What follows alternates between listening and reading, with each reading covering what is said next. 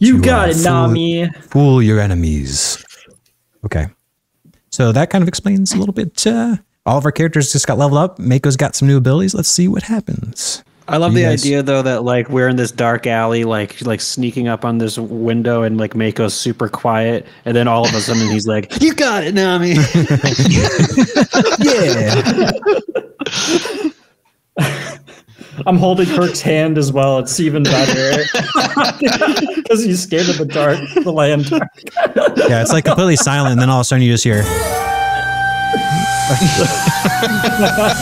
Damn it, Mako! Just take it down. We're right in the middle. We're sneaking.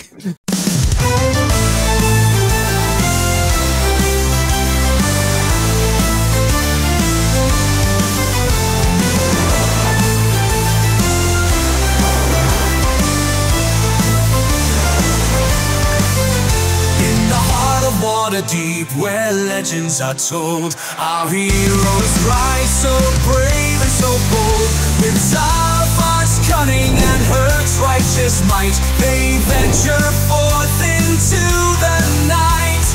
Bigfoot Lebowski lurking below, fierce shadows dancing wherever they go. Captain Mako sails the seas with fish to be found. Together their fates start to be bound. Vicarious ventures.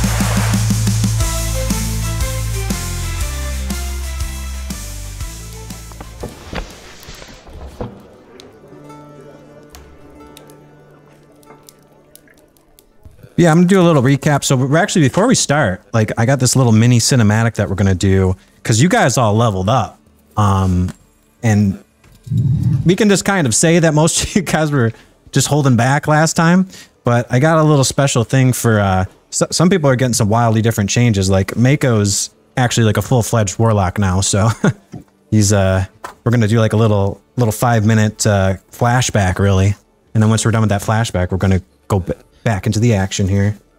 Is Mako like a Gyarados? Is he like 50 feet long and blue? Yeah, he's like a fucking Magikarp. He is a water type. So for those who don't know, I'm dressed as Gale of Waterdeep. I don't have my gay earring on though, but I want to. I just can't get over these cans. I could, You just but say you have it on. Take too long. Yeah, let's just say I got this earring on. Okay, it's cool though. It's nice. Look at it. Look at it. Yeah. Okay. All right. There. It's proof. It's proof that I did it. Okay. You can certainly try.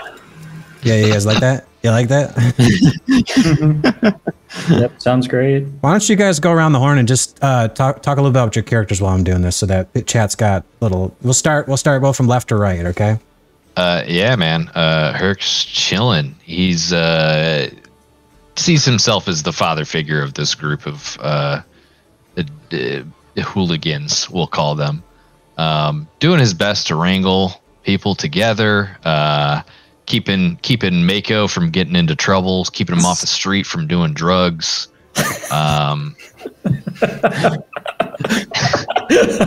It's tough work, but somebody's got to do it. Doing God's work, man, because you're a paladin. Yep. Yeah, I was actually looking at the handbook for paladins. Turns out, technically, don't take my oath until level 3. So right now, I'm just a dude. Yeah. Well, where does the divine smite come from? Then you're generically sourcing from somewhere. I think. Yeah, I guess so. I think you know. In the real world, it's called an anger problem.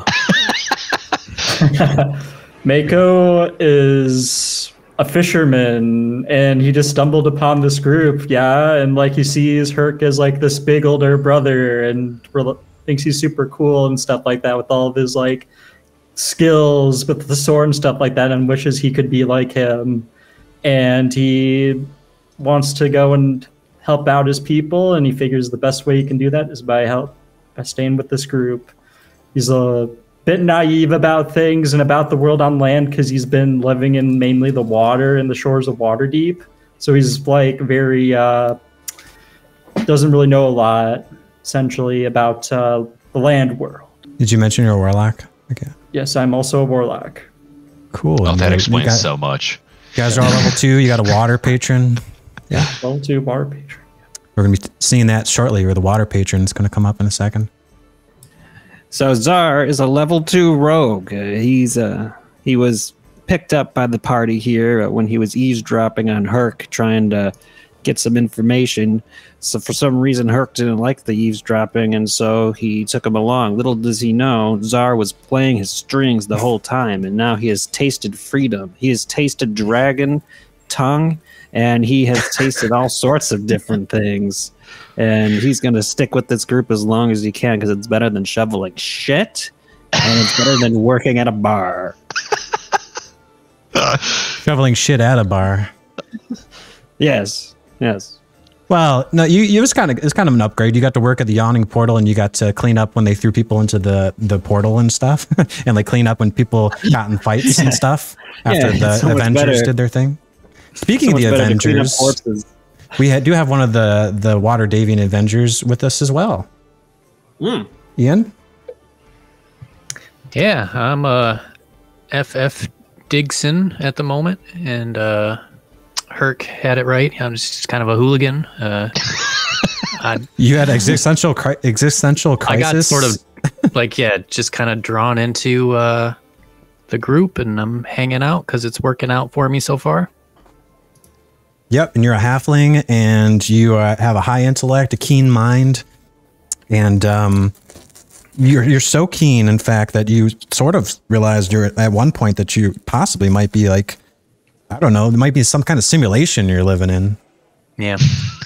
Like you're almost like you're this non-playable character, but you're like grappling with that. You're like, no, I kind of feel like I'm a playable character, but but I'm not sure because now you kind of have been a playable character. So it's been helping. It's like therapy for you. Sure. All right. So I'm just going to go quickly back to the Skewer Dragon. Hopefully that doesn't mess everybody's view up, but I'm just showing this because last time we're going to have our flashback with Mako here. So, Flashback. I'm going to go there too. Flashback.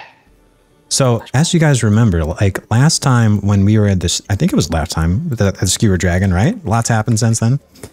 Mm-hmm. You guys were at the Skewer Dragon, and you were in the back actually with this elusive figure. He first presented himself as Waldo of Waterdeep, but he's actually more like a snake in disguise. He looked like this. He looked like Solid Snake. So there was a little private conversation you guys had in the back kitchen, and as that was happening, Mako was asked, if you guys recall, Mako did ask him like, hey, I like that kind of illusion trick that you did where you disguised self, and he can almost like cast that at will. So Mako was picking up on that and asked him how he did it, and Snake says like there's all sorts of skills that he could teach him as part of the Red Sashes. So actually when that was all happening, we had like a little moment where the patron of Mako reached out to him. But in that moment, there was an inner monologue that he heard in his head, and the voice spoke to him and said, Mako, are you there? Yes, Ocean, I'm here. Yes, Mako, that man, that snake man, he uses these illusory magics. As you know, my memory isn't quite where it used to be. See, I was a great pharaoh of the sea, and I had many servants, and my most loyal servant, he used to perform these rituals of magics. He used to do this black magic, if you will. We used to call him actually the Black Magician, but for obvious reasons we had to change that to the Dark Magician.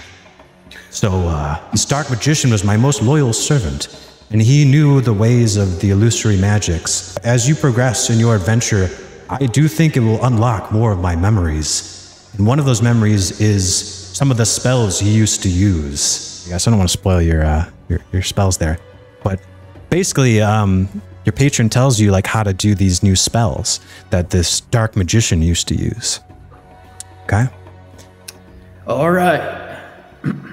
Yes, use them well, Mako. You see, you shouldn't just walk in and start blasting things like these other warlocks do. You need to use your skills, use your illusions. You got it, Nami. Fool your enemies. Okay.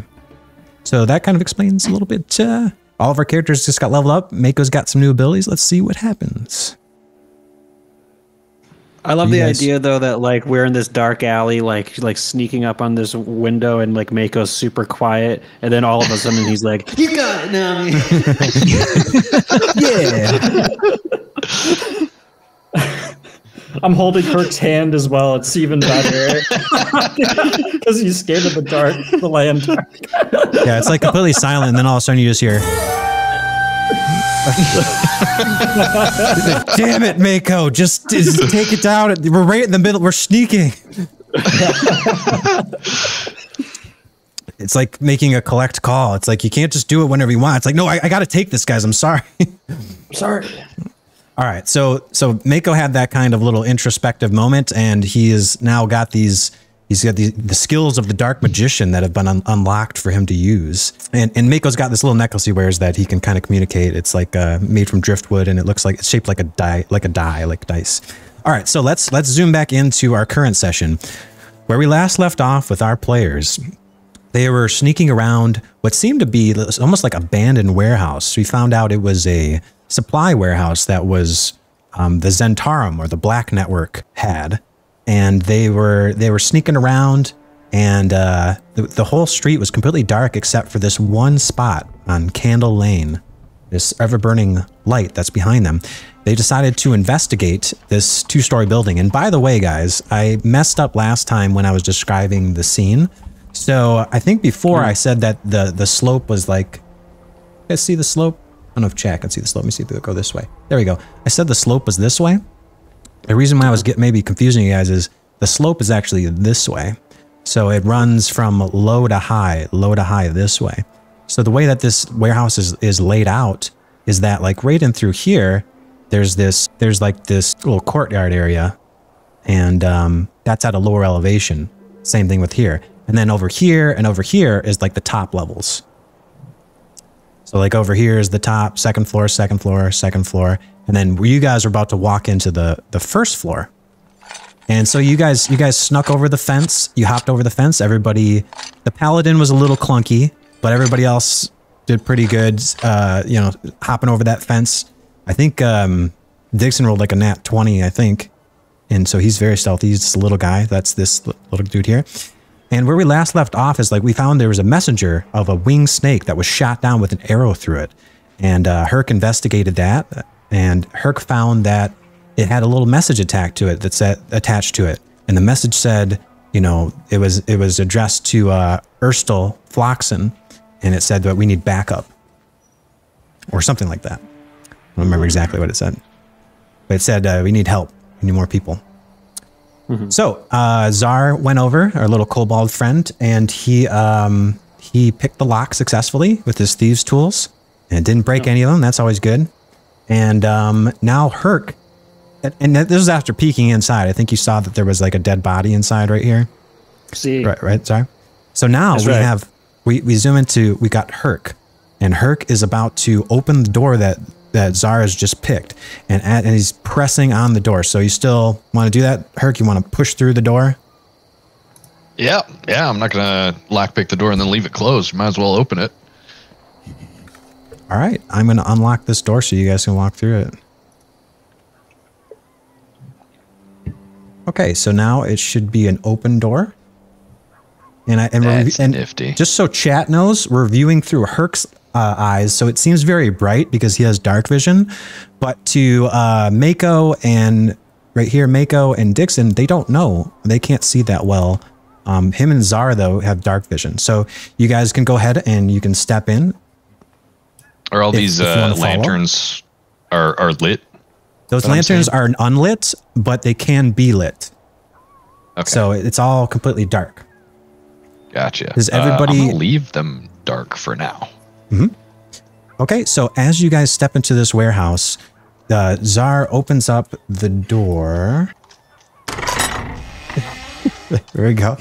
So there's a door opening sound effect. It's very important. Oh, really? And as you open the door, you hear this. I'm gonna immediately reach up and put my hand on it to like silence it. as a system of bells start to travel throughout and ring crap. throughout the. So you do manage to muffle the sound of the first bell, but not the second one, or the third one, or the fourth one. Oh my god, it's like Christmas in here. As you guys, as you guys walk in, the bells. There seems to be a security system that's set up, and it runs all the way throughout to the upper levels. Seems like some of the windows as well. There's one that was on the window over here as well. So you guys walk into this warehouse. It looks.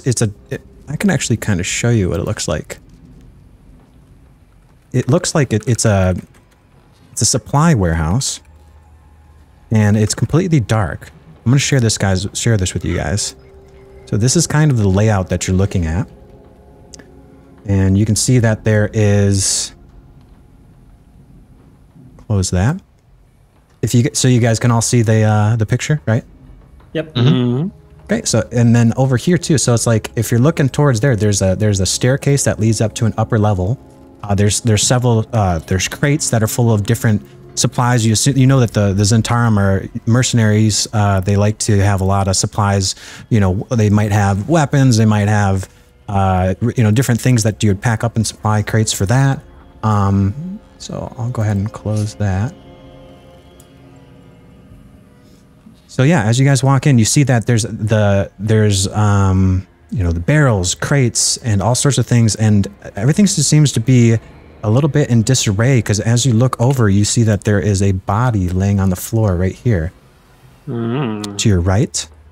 And it is, the bells go off, but it's eerily quiet in here. Okay. Yeah, before I move into the room, I'm just going to try and suss it out, listen for any sign of movement for anybody that might have been alerted by the bells. Okay, give me an active perception check. And also, everybody, let me know what your passive perceptions are while you're at it too. 12. So the active check was 12, and then also as 12. It's too. It's under your character sheet. Also, I want to ask you guys. So as you guys walk in here, the light spills from outside a little bit. So even though it's completely dark, Mako and Tzar can still see, or not Mako, Mako and Digsin can still see a little bit, because as you recall, there's an ever-burning lamp behind you guys. So as Tzar opens the door, light spills forth, and there's the silhouette of you four emerging from the candle lane, and the light sort of spills out. Are you? Let me ask Mako and Digsin. Can you guys see it all in here? Really? No, not really. I'm holding Hurk's hand kind of behind him, seeing all this. So I'm still kind of a foot in the door, foot out of the door right now. Hey, I'm gonna try to give you guys this interaction so far. Whoops. Thought I had a torch asset. I'll just create a dynamic lighting layer light. I'm gonna place a light right. Does that help at all? Or should I go a little more? Help with what? Seeing? Does this help? Yeah, I can see. Much better, yeah. I can see Is there a the body difference? now. Is there a difference between perception and passive perception? There is. How do you do passive? Passive, you don't. You just tell me what it is. It's something that's always active. Oh. You might be able to dimly see around you, but the rest of it should be totally dark. It's essentially the light that's coming in from behind you guys, going this way. So you can see a little bit in there, but essentially, unless you guys all have supplies and stuff, unless somebody lights a torch or something like that, it's going to be dark like that. And just so you guys know, when you're doing stuff in the dark, and say you go to fight somebody in the dark, you would do so at disadvantage. So, but you guys are definitely visible as you step in from this light here, because it's to your back. So as you slink into this place, you will become one with the darkness again. But through the door, it's you cast a silhouette on. You guys are illuminated by the streetlight. So, Hurk, with your passive perception, you hear this. Oh. Okay. And you hear a slight rustling noise coming from your left side. Okay. You're not quite sure with the 12. You're not sure if it could just be a little rat scampering around, or it sounds like a little rustling noise. Okay. And then what was Scott's passive perception? It was 12? 11. 11? 11. So everybody has like 12s and like 11s? Oh, okay. My perception's +5. So you'd have Nice. 15. Passive perception is a 15. Apparently, Does anybody else have a bonus to their passive perception? Nope. He is fan favorite. Okay, so it's 15s, 12s, and 11s, right? Yeah. I believe Okay. the term you're looking for is dump stat. You're a paladin, right? Okay. Don't need wisdom. Hurk, do you want to do anything after that check? You heard some rustling to your left. There's a dead body to your right. There's that upper layer. You can, with your dark vision, you can make out that there's like an upper layer, like a walkway that wraps around this floor and goes to the other, to the left, up to the floor there. Yeah. I think what I would like to do is like immediately, like I'm gonna put my shield up and aim it at whatever is in the direction of the noise that I heard. And then I'm going to like slowly start approaching. And I think you said it was this direction, right? Yep. As you raise your shield in kind of like a defensive way, all of a sudden you, an arrow crashes out. It slips out from somewhere above in the dark. And with that, we're going to all roll for initiative. I should not have moved so far ahead. Mako, you are inside, right? No, I'm like a step in and a step out. I think door's open. Mako, would you have come with me since you're holding my hand? Yeah, I would. I would be right behind Charles, actually. There we go. Okay. So you guys hear that bow draw, and an arrow it comes from somewhere off to that direction that you're headed in. And we're gonna roll for initiative here. That is what that sound was. Ian, you had a 15 passive perception, right? That's correct, yes. Everybody this round, everybody except for Ian has the surprise condition for this first round. Surprise condition. When you're surprised, you cannot take actions or reactions until your next turn here. So, you guys hear from, as you guys look, you can see perched on top of, looks to be like this winch that's made, like I'll show you guys right here. On top of this perched on top of this like device used for winch. Yeah, it's for raising and lowering crates. And perched on top of it is what looks to be a raven-like humanoid figure, or maybe crow-like. It's a black bird. And he's in a. I do like a corvid. In that he seems to be perched on top there. He has like crimson red outfit, and it seems to be the bard from the bar that you guys just left, Skewer Dragon. And as he does that, he cries out, "Let the games begin!" Now, I think you guys can't quite see everybody else, but you do hear some other noises. I'm so curious what everybody else can see because I feel like they cannot see what I see. I can't see anything. I see plenty, and like yes, I have bad news for you, Mako. I took us to probably the worst place I could have possibly taken us. Oh boy.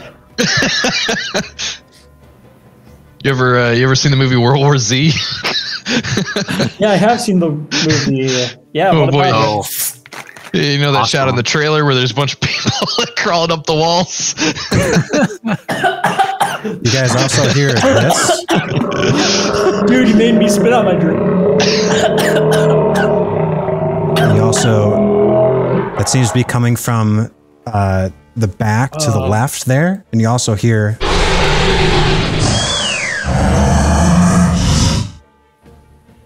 Oh, I get but it. Everything is T-Rex.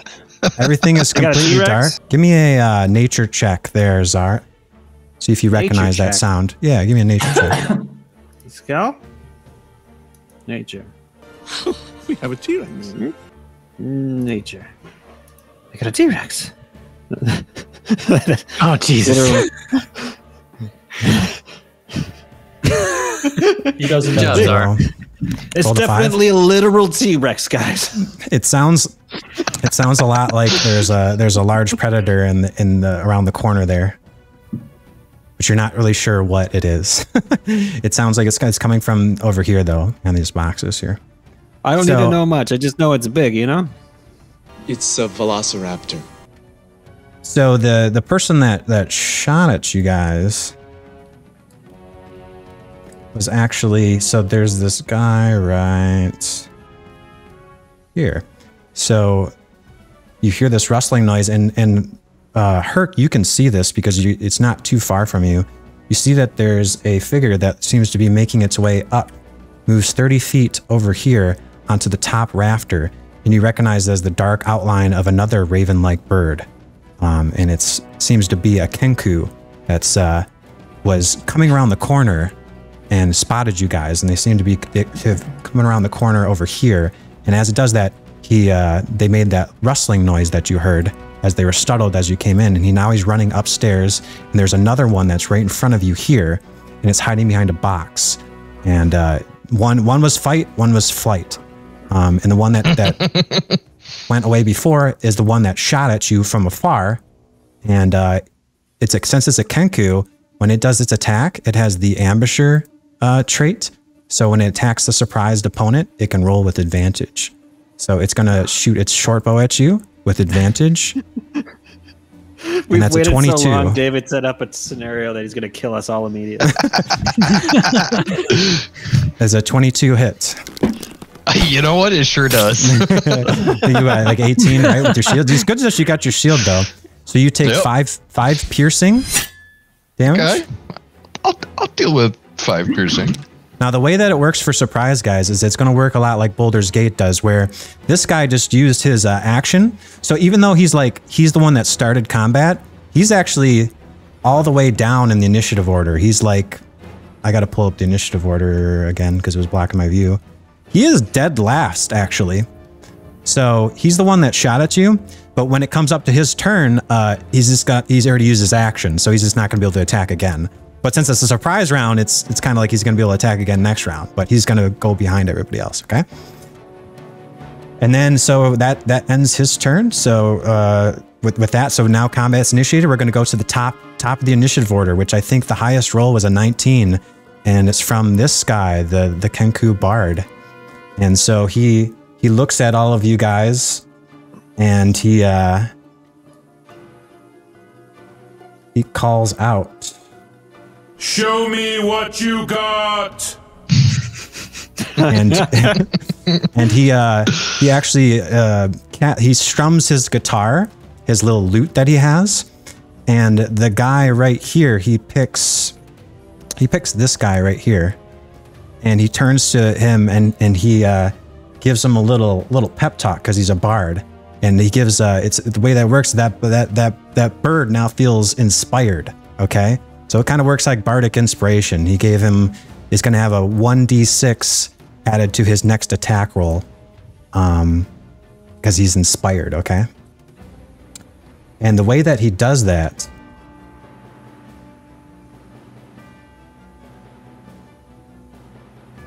is he sings a little tune to kind of pump his buddies up.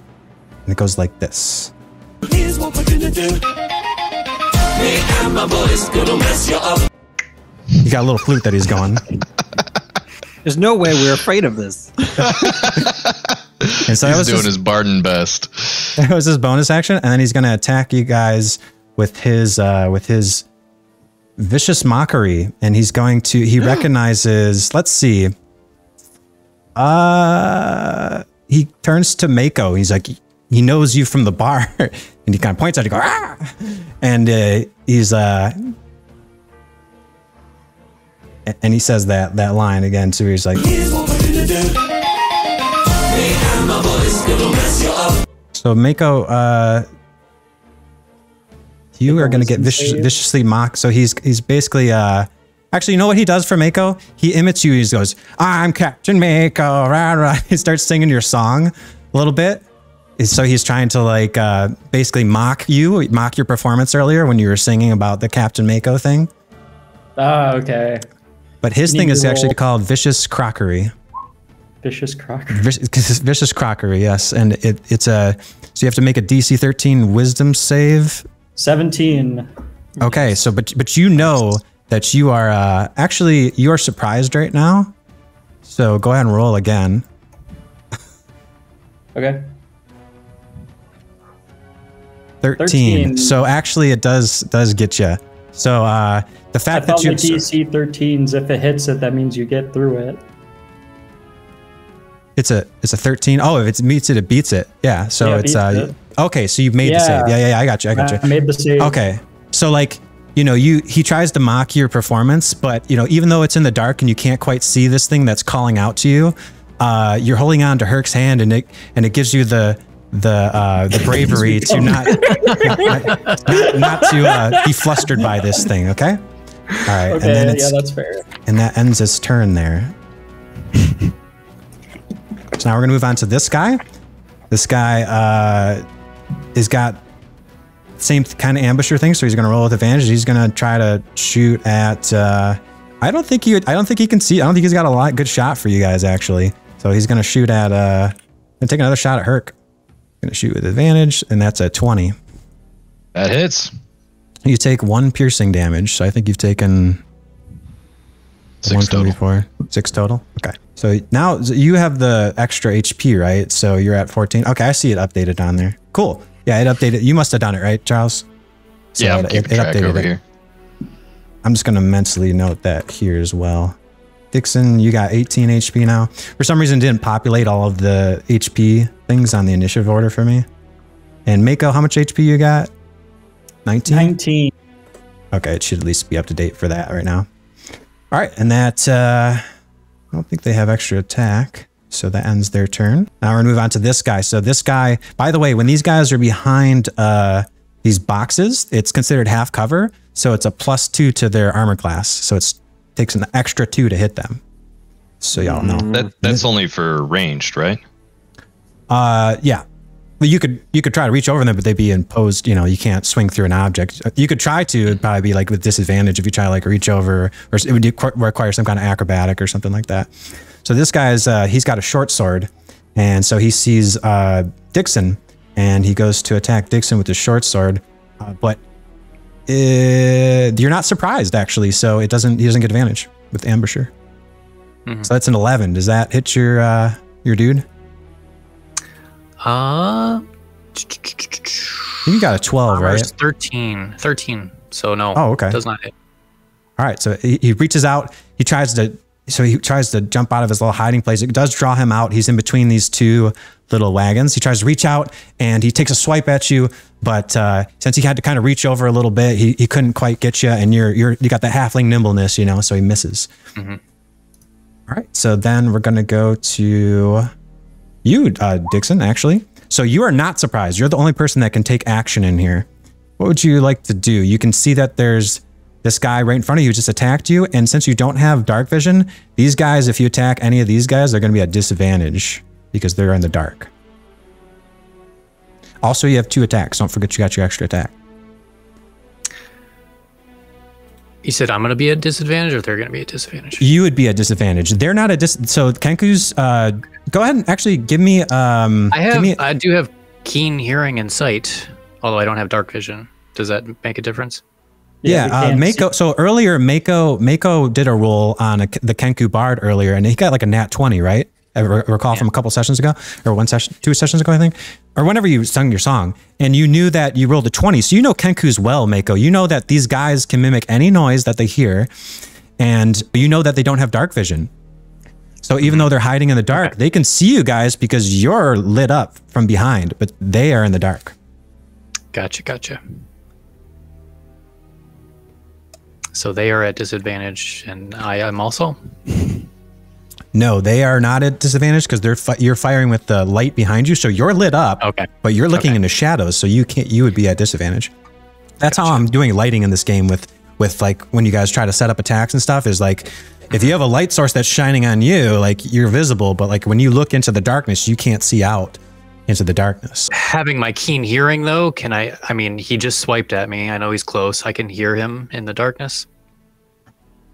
would that like? Yeah. Okay, so I'm gonna say too that this guy as well is, you can see him because he's out on the perch and he's just making a bunch of noise, and you have the keened hearing and stuff like that. So you can totally see this guy. You just see this asshole right here. And he was just viciously mocking your friend. He's just kind of talking shit about all you guys constantly as the battle's going on. All right. Okay. Well, I'm going to attack this fucker who just attacked me. Okay. What do I want to do? Short sword? He's pretty close. Yep. 9. Not great. So it does not hit. So you go to swipe at this guy. He goes to swipe at you. You go to swipe at him, and it's a miss. But he's right next to you. He's real close. So I'm gonna put him right next to you so you guys can see. He's within range here. So he takes a swipe. You take a swipe. It's in the dark. There's a lot of chaos going on. There's a lot of shit going on to your left. There's a guy who's just constantly talking shit to you guys about. He's just calling things out left and right about Mako and about you and about Tzar and how short you guys look, and he's making fun of Hurk's ears for some reason. I think he's a little racist. This must be the knife ear killer or whatever we're calling him. All right. So, and just to clarify, on my Vicious Mockery now, I've got once per round, which means per round of combat or per turn? Like, it's the same thing for you, basically, because a round is everybody's turns. Everybody gets their turn, and then it makes a round. Okay. So I'm going to viciously mock this Kenku that I just swiped on. Okay, what do you say to this stupid ass looking Kenku who just missed you with an attack? You kind of missed me too, but... So this guy, right here, right? Not this guy? Yeah, I'm just gonna kind of like make bird noises at him, and like kind of mock the fact that he can't form his own thoughts. Like, okay, go ahead and roll for this. Yeah. Tell him I hope he brought some ointment because he's about to get some sick burns. Ooh. He can't keep getting away with it. God damn. How does he keeps getting away with these insults, bro? All right, so rolling for. Yeah, so you should have a Vicious Mockery there. The cop shows up. Like, did I do that right? Vicious Mockery is a bard feature that's based off of charisma. What's your charisma? Charisma's not great. 11. I'll let you cast it with intelligence. What's your intelligence modifier? 16 plus 3. Plus 3, nice. So it's 8 plus 2 plus 3. 8 plus 5 is 13. 13. So what was his AC is so he's gonna make a save actually. So save, wisdom, go. You rolled a 7. So nice. So you call him out. What did you say to him? He's just like, he missed, and you're like, and so he takes some emotional damage. That's what you sound like. It looks like he ruffled his feathers a bit. And is that all you want to do? You sound stupid.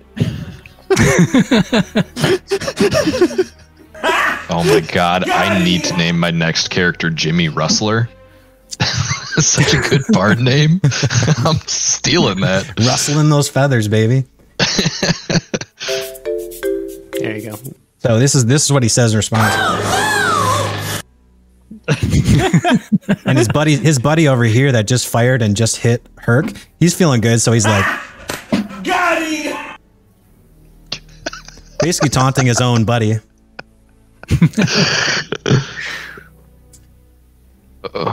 And then David, I want you to know, as somebody who's playing a Kenku in my other game, I really appreciate your use of soundboard over here. Hey man, they can't talk, so I mean, you have to use like anything that they've heard is, Yeah. All right, is there anything else you want to do? You got your cinematic skill check and your movement, but if you move away, you will get opportunity attacked.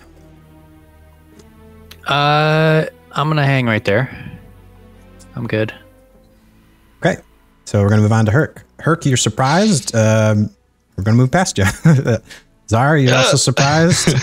We're gonna move past you. Unless, I don't know if you can, gives you movement when you're surprised? No, you can't do movement. Yeah, all right. So it's pretty much it. I mean, And then- am I really surprised? I did look into the building. It was like, hey, there's a bunch of dead bodies here. Yeah, no, you can still be like looking around, but it's still like you can't see an arrow coming through the dark and be like, ah, I caught it or I missed it. You know, it's just it's a sneak attack kind of thing. So, but it's basically That's why it pays to have a high passive. I mean, you guys just walked in through the front door and set off like an alarm. So I mean, like it's not like you guys were like fucking perfect strategy here. So it's kind of what's happening right now. I've been part of one other breaking and entering scenario for which I got caught, so this is on brand for me. When you do a B&E on a bunch of people that are waiting in the dark to attack you, you're probably not going to see that first attack coming. Can we do an instant replay on Charlie's rationale for getting inside? Well, we picked the lock. I'm not going to not go through it. Hey, at least it wasn't. It could have been worse. It could have been a mimic, you know. That's true. So we're also going to go past Mako, because you're also surprised. And then we're going to do this dude over here up top in the rafters. He is inspired right now. And with that inspiration, there is a candle that is lit that he lights right here. And he dips his arrow into the candle. And actually, right behind Hurk, right exactly where you're standing, is a barrel of like that's got some candle like oil in it. And so he readies his aim and he goes to shoot at this barrel full of like possibly flammable contents that you and Mako are both right next to. So next week, it's brilliant plan.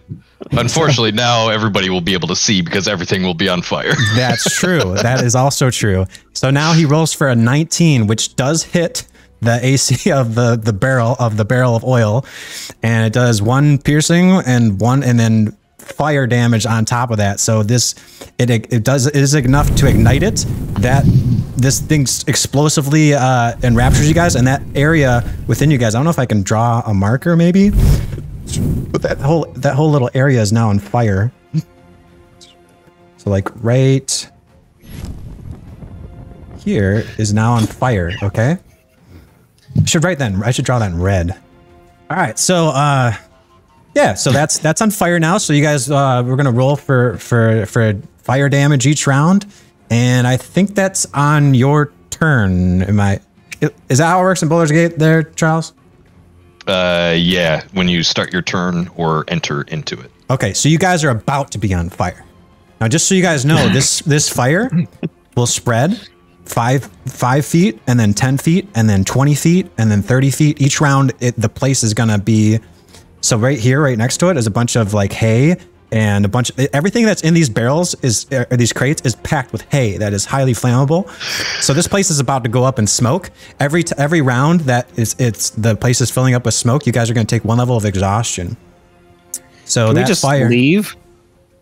Yep. That sounds like their best plan. Like, we have the door here. Let's just get out and lock the door. Mm-hmm. They've become their own demise. Huh. Wait this one out. Mm-hmm.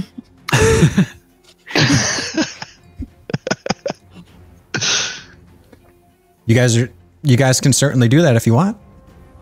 So that this guy, yeah, that ends his turn pretty much. That's his attack roll. I didn't even add the 1d6 to his hit. He didn't even need it, but that's that dude. He's done with his turn. This guy already went. So now we're back to top of the turn with the Kenku Bard. So this is what he's yelling to his boys. This is where we hold them. This is where we fight. This is where they die. And these shields, boys. And all of them go, oh. Yes. So and when he shot that arrow, one of the other boys was like the dude shot the barrel, and he's like this. Now that's how you're supposed to shoot. From now on, that's how you shoot. So these Kenkus are feeling themselves. And so the guy's fucking nerds, man. The guy's gonna use his bonus action to cast Bardic Inspiration again, and he's gonna give it to the guy that's right here, this guy. And then with that, he's gonna turn to Digsin, and he's gonna say, and he's gonna cast Vicious Mockery on Digsin, and this is how it goes. A little shorter. I cast Vicious Mockery, nat 20, let's go. You're a shot motherfucker and nobody likes you. everybody says how fucking short that guy is. And the stuff here from home and eating for relationships. When you were born, everybody thought that you were just a head, but then the doctor said, wait, this stupid motherfucker tiny short ass baby got a tiny little itty bitty body, and I hate it. That was pretty good. Do you see 13? Actually, that was more than 6 seconds. So this motherfucker's been calling it out like crazy. Take it real fast. He just Eminem rap battled you, and he's calling you out on your shortness there, Digsin. Which, by the way, is a form of contesting when you're you just did Vicious Mockery, and now he's Vicious Mockering you. So if you look in your sheet, that's considered contesting. So. But do you make the save? It's a wisdom save of 13, and it's no longer, well, you're not surprised anyways, but yeah, go ahead and make a wisdom saving throw. Oh, he's got this. He's got this. He's got this. He's got this. He's got this. Nice. Oh, the wise 14. Boy. Oh, nice. So the little brush off his shoulder there. So, no, he tries to do that psychic damage on you, but you know what? You're gonna rise to the challenge. You're like, you know what, motherfucker? Yeah, I can show you how to vicious mockery somebody. So you know, you've been in these kind of battles before, battle of wits, and he ain't shit. So he's like what do you call it? He's the dude from like 8 Mile who like loses the battle. What's that guy's name? Clarence. He's fucking Clarence right now. He's got real good parents. Yeah. So that ends this guy's turn. Now Scratch is this dude right here. All these Kenkus actually have names. This guy's name is Scratch. I mean, I'll call him out by their name. Sure, why not? The guy that's been attacking you, his name is Strum, because he's a bard. All the Kenku names are based after like names in their profession. So this guy's name is Scratch. So Scratch is inspired. How did their mothers know? He sees the fire. He doesn't want to be part of that. So he's gonna duck away from his cover. He's kind of scared fire, actually. He's going to go up here, use all of his movement. So he's no longer got the +2 to his AC, and he's going to shoot at Hurk. His Hurk's in front. And he's going to shoot his short bow for 18. Oh, man. And that hits, right? It's your 18. Yeah. So he sure does. He goes, and he like goes away for the fire. He starts running up there, and then as he pulls around, he sees you're like, oh shit, fire. So he's like, you know, it's just long enough for you to like, you know, kind of drop your shield a little bit because you're freaking about to be on fire, trying to deal with that, and it hits you for 1 piercing damage. Goddamn. Okay, and that ends his turn. And now we go to Snare. His name is Snare, and he's sees this moment to strike here with Digsin, you know, trying to well, you know what? Actually, he's kind of last time he tried, it didn't work out so well with Digsin. So he sees that you're kind of getting this kind of rap battle with Scrum there, and he's like, I can't handle that guy. That guy looks like I want to get that sick burn down on me. And he goes to still within 5 feet of you, and I think, yeah, because 5, your thing is so small, Digsin. Yeah, he's moving. So if he moves around, the first time you heard that. Hey-o! Hey. Yeah, so that's Vicious Mockery over here. Yeah, so if he moves around you within 5 feet, you can't opportunity attack, but if he leaves that 5-foot range, you can. So he's like swinging around you, and he goes with his sword and he attacks Tzar with a short sword. So, and that is a 17. Is that? I don't think that hits, does it? No, you got 16, right? 16 what? Your AC is 16. C. Yes. So he hits you for 4 piercing damage. So he like, you know, and he kind of like scampers over there, and he takes a little pot shot at you because you're like marveling at Digsin's move, and he's like, God damn, that was a this guy's a legend, you know. And then all of a sudden it's like this guy pops out. You're like wondering why he's attacking you, you know, like, hey, what's your fucking problem? Look at this guy. He's trying to crowd me over here while I'm watching the Digsin. All right, then that's gonna end his turn there. So wait, what kind of damage you do? He did a 4 piercing. Yeah, you should. So as that Kenku hits you, he does a little taunt. He says, "Oh dear, we are in trouble." Hey! Don't Muldoon me. That was the dude from Harry Potter. Oh, that was sounded like Filch. Olden. Yeah. Oh, I hate him. All right, so we're gonna move on to back to Digsin, right? Is that right? Yeah. Okay. All right. So you're locked into this guy. You're in a little bit of a tussle now with this Strum guy. If you want to, he just viciously mocked you. He did. It was weak as hell. Yeah, yeah. Do you really think you can stop me? Hey, I just recalled. taunting you. I'm sorry. Didn't that Kenku have disadvantage from Digsin? What? Disadvantage from Digsin? That could Vicious shoot because you guys Mockery, all. yeah. I mocked him last turn. Yeah. So Yeah, he was it all like, successful? squaw, squaw. Yeah. Yeah. that was. Oh. So should we be done for that? I'm Yes, sorry. that's- I don't no, mean that, to don't do be. that, Don't but- apologize for helping me keep track, man. Yeah, Vicious Mockery. When it lands, you have disadvantage on your next attack roll, right? Yeah, Okay, so roll Tzar- again. Yeah, Tzar again, might not be bitch. able for damage. Yeah. 22 I wanna this give him time, so you get Yeah. harder. All right, never He mind. really got you now, All right. and it would have been for 9 still. piercing. So you know, yeah, we'll take All the right, other one. Yeah, got well, the it's good end of disadvantage. that. So what you want to do there, Digsin? Well, I'm gonna assist my comrade here, and we'll take another swipe at. Is it Snare? You Yes, said? he's below you. Yeah, we'll swipe at him with the short sword. Okay, go ahead and do so. 14 hits for 6 piercing. So he looks with that. It looks like he's bloodied. It looks like he's kind of. It looks a little fucked up. Like he's ruffled his feathers. You know, like Shitty little bird. We're he's gonna just make some rotisserie snare tonight. All right, and then so I've got 2 actions outright. Do I still get a bonus action? Yeah. When you hit him, he does this. Nice.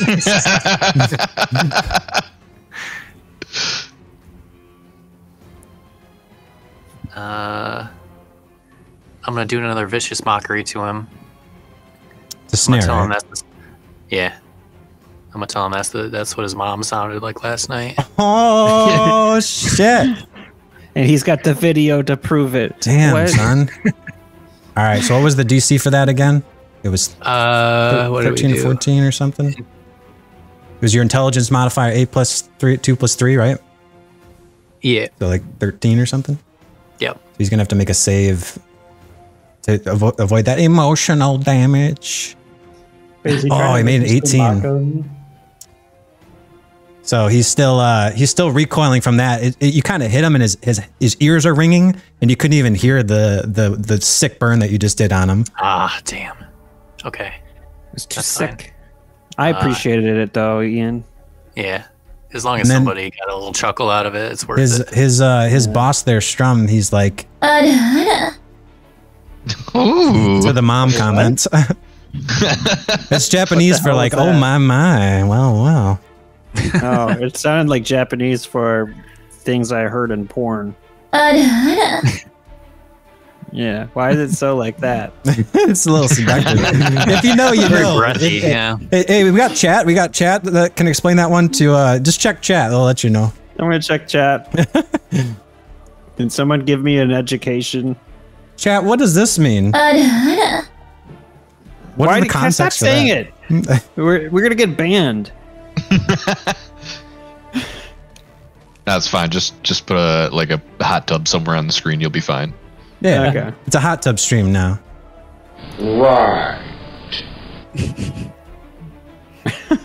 Okay, so is that it for your turn there? Do you want to do a cinematic skill check at all? I know I got tandem tactician here where I can use like the help action, and I'm pretty close to Tzar. but that helping is always an action. But no, that lets you use it as a bonus action, right? I believe so. That's Yeah. what I thought. Oh, yeah, you That was can my do that impression then. of it. Yeah, so these guys are on fire right now, so I'll remind you that. But you can see everything now, so that's the bonus. You can see all these dudes now, so they're not at disadvantage anymore. We can see them, or he can see them. Yes, I can make it a little brighter in here too for you guys. There's no shortcut. Can you for the turn diamond. Can you turn Mako's avatar into just fish sticks? Yeah, he's about to turn to fish sticks here in a second. Once it gets to my turn.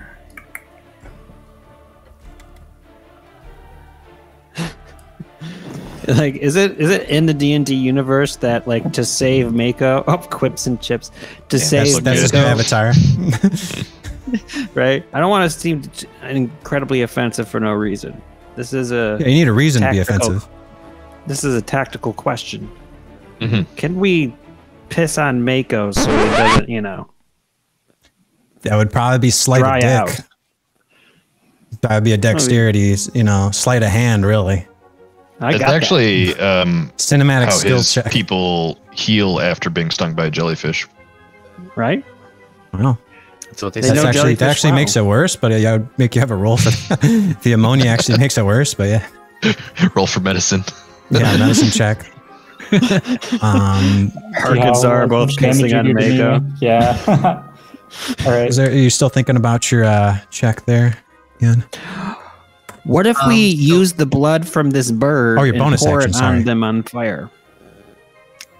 Are we close enough to them to do that?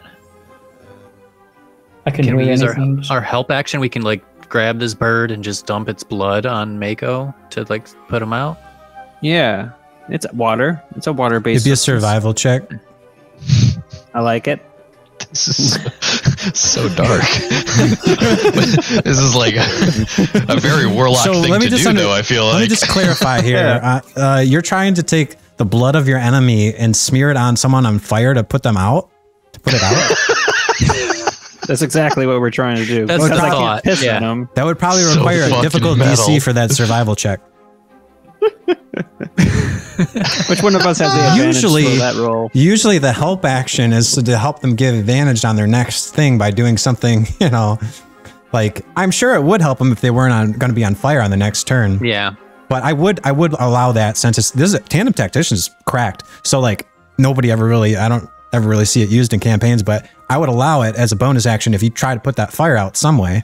But the blood of your enemies is going to be a very high DC for that skill check. That's Why? true. Pretty unlikely. So Water's water. Can I help Tzar with an attack by like grabbing the birdman? You can, however, you can say you want to help him. We can figure out the creative way either right now or when he actually does the attack. You just say, I want to help him. So, well, I'm gonna help him out. Mhm. Our idea is maybe to sever something that's gonna shoot a lot of blood, and then we'll try and help Mako out also. But I like it.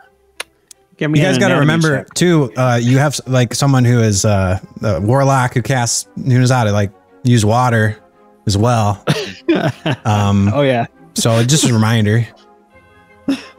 I didn't hear. If the anybody was in this dialogue situation in the besides gallery. Mako, it might be a problem. I don't know. If I don't know. Yeah, man, I'm feeling pretty okay about this situation. Yeah. I'm going to be honest If with there you was now. ever someone who be like, Okay. gee, if only you had a guy that was like could like create water and shape it. Wow.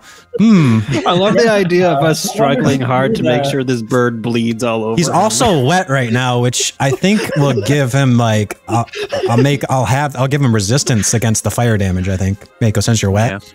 Yeah. It won't be all the time, but this is just weak fire. Like if somebody uses like a fireball on you, I'm not going to give you like resistance because you're always wet. Oh hell no! Yeah, I don't. Expect but like resistance. I'm maybe in gonna this case, use my fish sticks at that point.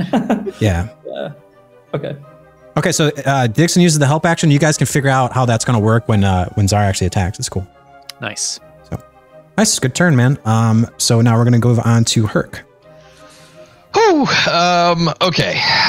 Refresh my memory. We basically walked around the outside of this place and we saw no other doors.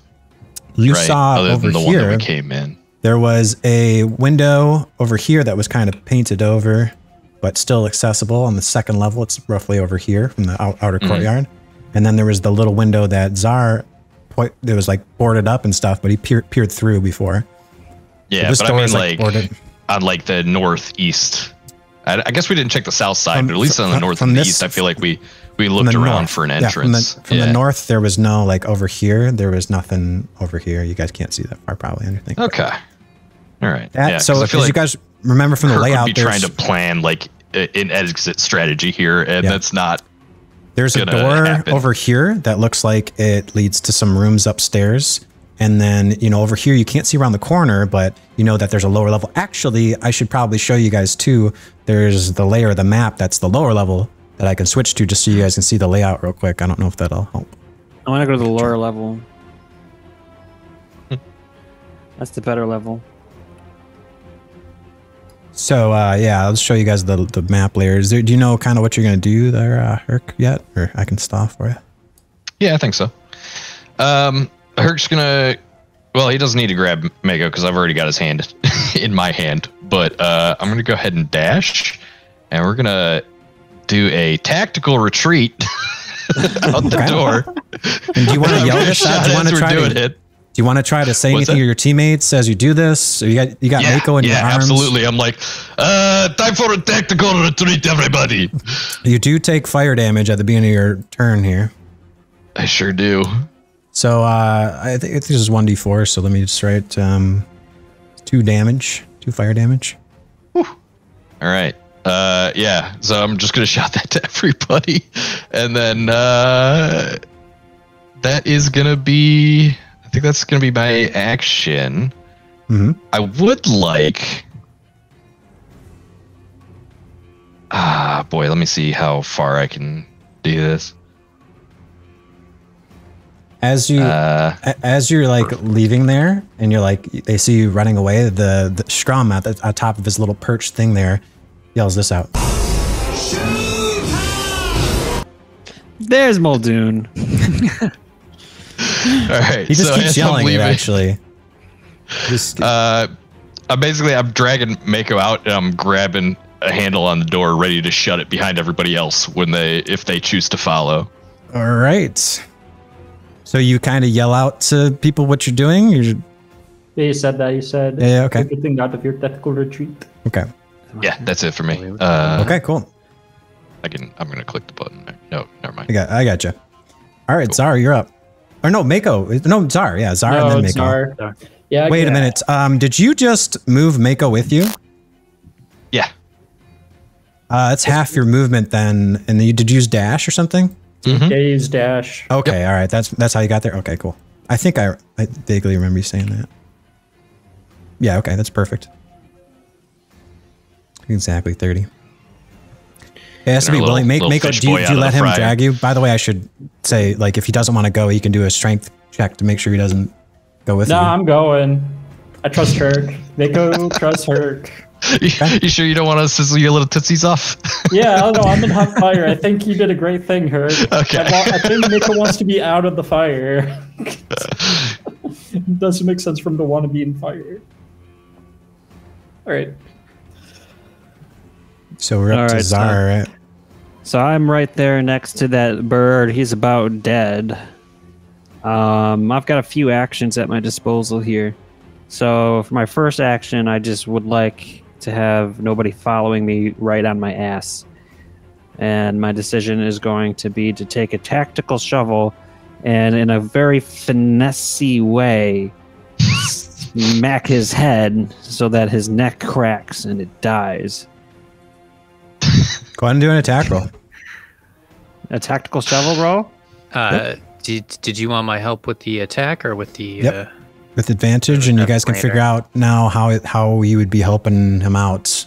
Maybe you could slip behind him or get behind him, or you can like assist him with the thing or distract him some way or whatever. Oh, but and also I got attack tactics. And also, I got attack tactics. Yep. So you're always going to get advantage for sneak attacks, for example, with that. Even if you, yeah. For another tactical shovel at you. Fuck yeah.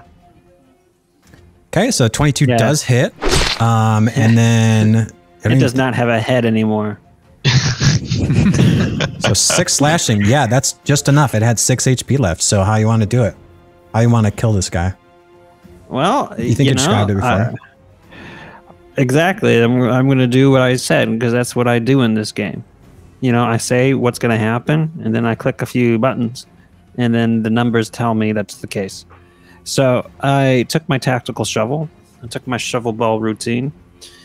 You know, I played a lot as a child lizard, about a year ago. Bam! head goes flying into the fire. Wow. Those shovel ball days really paid off, and you're really just teeing off on these guys. So okay, this guy's name is Snare, so he goes bye. Boom. I think at this point it should update it, right? Why didn't it update the thing? Do you have an avatar for a headless bird man? Yeah, but it's in my other account, you know. So. Oh, okay. No, I don't. See? All right, that's your attack, and you still got your movement, your bonus action, whatever. Yeah, go ahead. I've got whatever action I want next, and then also I'm capable of like doing a dash out the door, right? You can move away now, and nobody can, like, you know, that if there's somebody next to you, they could opportunity attack you, but otherwise, yeah, you're good. You can just bolt out of there. But you know, the dash is your action. The cunning action, cunning dash would get you out of there. Yeah, like you can do movement plus your dash. So you can move like 60 feet. You see, here's the thing. We got FF Digsin here. And if I get out of here, I mean, there's like 3 enemies moving in and I'm just by them. Well, 2 by themselves. There's four enemies still left, and they're all got him in his sights. Oh, wait, is there more? Yeah, there's 1, 2, 3, 4 enemies. And I don't want to leave him behind. He's going to get pulverized. Right? I am waiting by the door, ready to shut it if you guys. This is the top of the round, right? After Strum and Tzar, right? So you guys are going to take from the smoke starting to build up. They're going to get 1 level of exhaustion. Also, everything should have a +1 because we're using the escalation die in this round. So that means like named enemies like Strum, for example, he's going to get a +1 as well on his attacks. So the help action, does that only work on attacks, or can I help him escape? And like join me? Yeah. I mean, yeah, you on your turn, yeah, you. Oh, so you want to change what your help action was? He didn't need my help with the attack. He just fucking shoveled that guy. Yeah, he didn't need the advantage, but he also probably doesn't need help getting out of there. But I mean, I don't know how you would help him like run faster, but. I have halfling nimbleness. Right? Just attached to my tail and lead the way. Be like, hey, this way. There you go. I don't think he really needs it, honestly, but. Yeah, well, you know. Up action, you can't make people run faster. Like, so yeah, my big concern unless you had a creative way of doing it, but. What to do about the scenario with the fact that if I leave, Digsin's going to be here all alone. Mako might be able to do something, I don't know, but then there's... Yeah, he's up next. I mean, you could call out to Mako to help him out. Might have something up his sleeve. Like, he might have something with planned something through this entire time period. Yeah, so far we haven't seen what Mako's plan is yet. Yeah, you guys don't know what... You know what I'm going to do? Yeah. I'm gonna dramatically look at the open door and Hurk being like all on fire. Come on, come on! And then me being like looking at FF Digsin, the brave soul that just insulted that weird giant crow a bunch, and then the roaring fire. And I'm going to do the first noble thing in my life. And I'm going to stand on top of the corpse that I just made. Only you, Tzar. Stands on the corpse to make a fucking fleeting speech for his friend. And I'm going to stay behind. And I'm going to fight these assholes. But also, I'm kind of hiding between the like. You either can be standing on top of his corpse, or you can be like hiding behind this. That would give you a +2 to your AC if you crouch, or you could technically drop prone for free. It takes you 15 feet or half of your movement speed to get back up again. But you have like cunning action dash and shit, so it's no big deal for you. You could constantly be like, you know, that dropping prone condition thing that I talked about, where you can just drop prone. So it'd be very hard for them to hit you with arrows and stuff. Same thing with you, Digsin, and just anybody in general. You guys could have dropped prone and they wouldn't be able to hit you with the arrows very well. So quick question. I know that they're basically blind in there, but is that big puddle that they're standing on also oil? What puddle? There's like some schmutz going on the floor below them. See the grease, or can you ping it for me, Hurk? You just hold your mouse down. Hold on, I gotta get my Yeah, right under the big singer boy. Barrels. So that crate, Also that has- thing that he's on, I'm trying to switch back to the other layer real quick. But that thing he's on is actually, it looks like they're right in the middle of an operation where they're loading it up. So from that winch, there's a crate that is in the middle of hoisting this thing full of materials. I'm specifically talking about whatever that liquidy stuff is on the floor below them. Yep. And in that crate is something that is leaking out some kind of fluid, and it is all over that floor there. So it looked like that was right in the middle of being hoisted, and you'd have to do in the middle of battle. I don't think you can. I mean, it's I can. I sure can. I'm just pointing it out for the person who's maybe laying prone in it. In case they want to smell whatever it is. Yeah, I mean, Tzar right now, though, he's over here. Oh, you're talking about this stuff? Yeah. Oh, I thought you were talking about this stuff. I mean, it looks like the same stuff, but Tzar is specifically like going deeper into it, whatever it is. We'll say that's not. We'll say it's not that stuff. Okay. I like to hear that. It's just stuff. It's some mystery slime, some mystery goo. Okay, cool. I'm just in the mystery goo. It's not my first time. Yeah, you've been in the Dung Sweeper Guild. You've been there. And I'm just kind of hiding here. Do you want to crouch underneath it? Do you want to drop prone completely?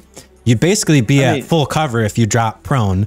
If you hell, you could crawl under these little wagon things if you wanted to, and be under full cover, or you can just crouch and you'll be under 3/4 cover. Like you're a little dude, so little dudes get 3/4 cover.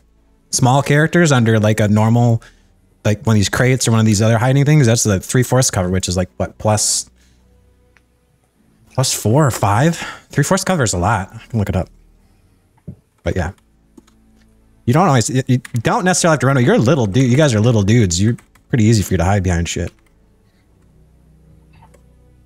Yeah. It's a +5 to your AC to just crouch under it. It would be you completely unhittable if you're under it though. Okay, well, I'm just going to do the 3/4. I think that's enough.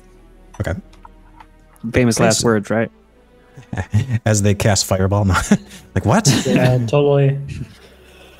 But I'm just going to do the 3/4 so I can get up fast, defend my Digsin if I need to. And, you know, inspire bravery on the part of our favorite large orc warrior creature and giant fish boy. Because I'm not leaving this place. I'm not leaving. I don't really have like, you're not technically prone, but I'll just put this on here so we remember that you're crouching. So that's a little marker for crouching. I use that for prone. If you were prone and somebody just like walked up to you, they get advantage and they'd be able to do an advantaged attack on you while you're on the floor just laying there with like a melee weapon. But like ranged weapons is always disadvantaged because when you're prone. But so you yell out that stuff to Mako and then you crouch down and hide behind there. And is that your turn? Yeah, I yell out some kind of version of, "You slimy coward. Digsin is here fighting and we just launched a head into fire. If you were there, you could have caught it and played with it and eaten it and showed fear in the enemy." But like in the accent I have. Can we do re-voices? Yeah, go ahead. You can do it again. Who are you saying this to? To me and you. It's called Tactical Retreat. And it's also called a home run. Did you see that head? We're flying. We're good, okay? Come out. I just like, I lean over to Mako and I'm like, "Listen, you don't survive 10 years in the bits of blood without thinking tactically. This is the smart thing to do." All right, so we're up to Mako. Okay. Mako, you hear all this and it's all up to you what you want to do. Mako knows what he has to do, but I need to know two things. How much lighting can I see? Can I see this guy? Am I able to see people over here? You should be able to see everything as it's presented now because I put this light source. So as you can see it, it should be bright for you now, right? Yeah. Yeah, so what you see is what you get. Like that's literally what you can see because this is Mako on fire. Can resolve this. Okay. He's gonna let go of Hurk's hand real fast, and he's gonna be like, you know, give him kind of a nod, like really quick nod, and then he goes in, takes a step in. He's gonna go and he's gonna summon Tentacle of the Deep and use that. and he's gonna go. Where are you putting it? Right here. Are you doing it below it, like in the middle of the air? Or are you doing it like where he is? Like he's perched up on top of that. Yeah, where he is. Okay, so you're putting it essentially like in front of him. Just describe where it's gonna come It's from. going up in front of him, like a blue tentacle mass is gonna sprout out just in front of him. Okay. I'm gonna use, and it rolled a 10. But before we even do that, I'm gonna use my inspiration to reroll that if that's possible. My last piece of inspiration. Right there, so Because Tzar has inspired me. Tzar has inspired Mako, so Mako's gonna commit to something. Babe Ruth-like performance like that. What are you using inspiration on right now?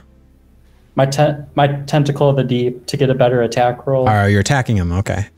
Yep. So so I'm gonna re-roll that. That's what I'm trying to say. Yeah, it does not hit with that, so we'll see. Yeah. 16. That does hit. 2 cold damage. Okay, so you turn back around and you are feeling inspired by, you look at Tzar, and Tzar's crouched down there and he has this look in his eyes like he's ready to actually dig down and fight. And you're like, wow, this little kobold is trying this hard. I can do it. And you're like, so you turn back and you summon forth. What does it look like when you cast Tentacle of the Deep? A blue mass of like a blue portal opens up and a blue mass of tentacle opens up with it, and like you can kind of see like oceanic water and like the ocean underneath the portal, right? This giant spectral tentacle coming out, and the tentacle goes and just like punches the guy in the face, like, you know, like how it like scrunches up and like does like a quick punch and jabs curls his up. face. Yeah, curls up. Yeah, curls up into a little knotted fist there for the tentacle. Yeah, and it comes there and it socks him right in the jaw, right as he's in the middle of mocking you guys. He's just constantly calling out things like, yeah, I'm fucking sucker punching this guy with my tentacle, dude. This guy is annoying me. Yep, and right in the middle of that, he just gets a little shot there. And then I'm going to go and use my... And as a reaction, he casts Vicious Mimicry. As a reaction, Strum mimics the last character or what they said or did as their action or bonus action to deal 1d4 psychic damage. It's a DC 13 charisma save. So I have to... So he uses Vicious Mimicry. Okay. Because he can mimic what you says.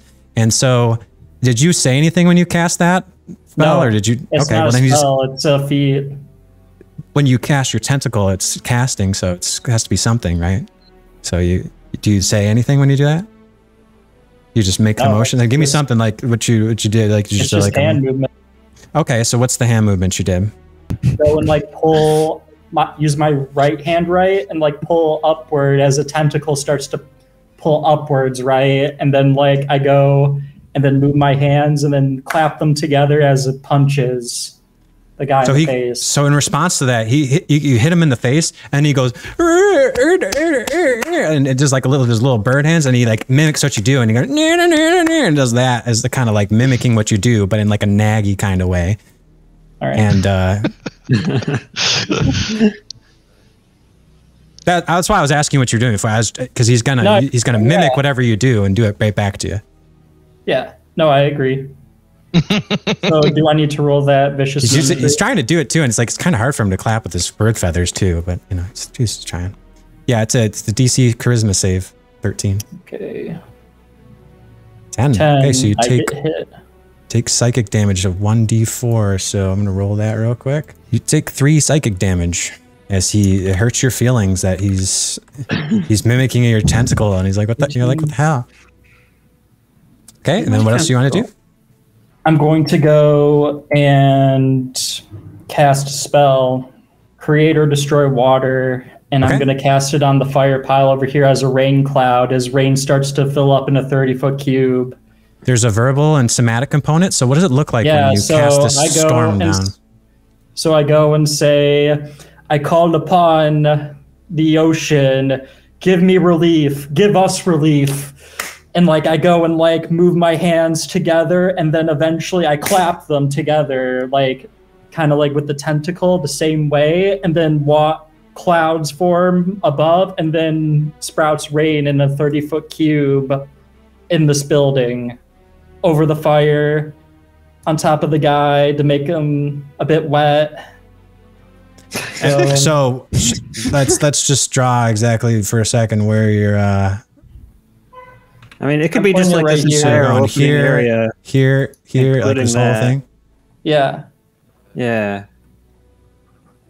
It could be from the edge of the fire to the past the door. Yeah. And well into the building. Yeah, let's put it like along like the middle of this fire, and then it concentrates on the area of the fire and then spreads out from there in a 30-foot cube. So right here is the middle of it? Yeah. Oh, 30 feet would be like right here. So this whole area. Yeah, this whole area. I'm going to be... You don't have to make it that big if you don't want to either, but I mean, this depends. You're going to get everybody wet that's in the range, right? That's the point. Yep, I'm going to get everyone wet. He already got me wet. So like... Can I transfer my point of inspiration to Mako for this incredibly clutch maneuver? Sure. Doing that. Nice, man. I like that. And just since it's the first time this campaign somebody's given inspiration to somebody else, I also give you inspiration, Charles, because you're a team player. Woo! Hell yeah! You guys are bonding, man. It's the gift that keeps on giving. I know, nobody ever uses inspiration on other people, so it's nice to see. So this whole area right here is like it's like this, and this. So everything over there is getting wet. It is good to be wet, as they say. Yeah, I've given them relief. That's my favorite quote of this whole campaign so far. Relief has been given. Let's say it's this, okay? How long does that thing last, huh? It's instantaneous. So a rain cloud's gonna go, and it's just gonna spread all over us, you know, like in a rain cloud, you know. So like we're all gonna get but is it like an all-day all rain, or is it a... No, not an all-day rain. With that cast of that, is there anything else you want to do before we take our break? Because we are going to take our little midway break right now. Yeah, I'm gonna go out to Hurk and kind of give him like, you know, can I like give him like a motion or something? I'm gonna guess not. He could probably hear the water though, so yeah. What are you trying to do? You're gonna go back out the door? See if I can like mime to Hurk to come back in. You can just talk to him. You could just talk to him. I am 10 feet away from you. The flames are gone. The ocean has granted us water, moist, beautiful water. Please come back inside, my friends. I gave you a thumbs up and say, hell yeah, Mako. Great idea. The water is gone. Also, I don't know, before my turn ends, do I take a D4 for the fire damage as well before I end my turn there, Mr. DM? Let's see. So you started your turn and Hurk pulled you out of the fire previously, so you don't take the fire damage because he already got you out of there. Okay. Your turn hadn't arrived yet, so it's like happening in real time. It just makes sense cinematically that the fire wouldn't have hit you yet. He already got you out of there. Okay. I want to see if I can do a skill check to remember what kind of noises and stuff like that scared Kenkus. You already did that one from before when you did the nat 20, so you know. So what Kenkus are scared of via noises? Yeah, so you know that Kenkus... I don't fucking... What do birds not like? Yeah, you want to suggest some things? Anybody? I'll take suggestions as a DM. What would a bird not like to hear? The sound of shotguns going on. We don't have that in this world. The sound of a, you know. I'll be open to suggestions. If somebody thinks something, throw it my way. It's a collaborative thing, you know. You guys can always toss out suggestions. But yeah, you know, you have a pretty good idea of what might scare them. Okay, and with that, I'm going to pass my turn. And so you're going to stand right in the open doorway there? Yeah, anyway, so if that's it for Mako's turn, we're going to take our break there. And when we come back, we're going to be moving on to this dude right here, okay? So I am left here on the Twitch stream and in the D&D game Break Space, and I am left alone to wonder and to query what is the meaning of these campaigns that we have been embarking on. So far, we have a crew of characters. A surly short man named FF Digsin, a wily fish creature magic man, and a very tactically cowardly orc creature. Does this remind you of anything else but the different parts of the self all coming together?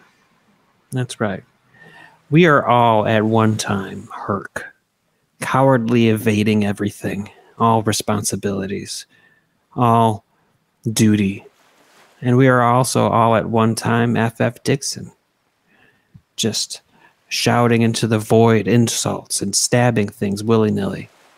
Still other times, we're a fish creature creating a storm inside a warehouse full of explosive devices. But let us hope that one day... Listen. It's called a tactical retreat because I was able to pull our fishman out of the fire, thus allowing him to put the fire out. Now, that would not have occurred if he was there frying to a crisp, okay? Oh, fine. There were tactics to be mentioned. Okay, that's fine. I was just trying to preach, you know. Give people inspiration. I want to give the audience inspiration. I think that is the main course here. Oh my god. I just turned on the audio for the stream right now. My mic sounds like ass. It's not your usual silky smooth self. You always go for the gamer mic setup when you're... Yeah, because I usually got this mic, but... Yeah.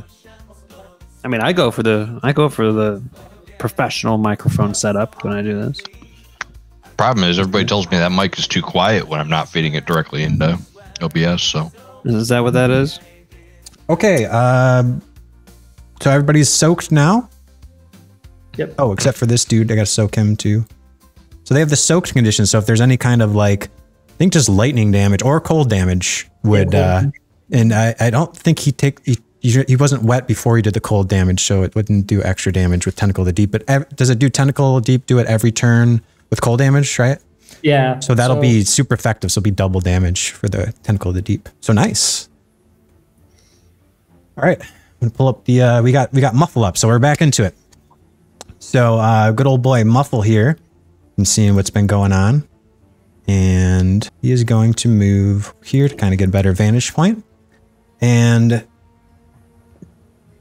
I need to go back to my soundboard so they can talk again. And he says this. Look what they need to mimic a fraction of our power.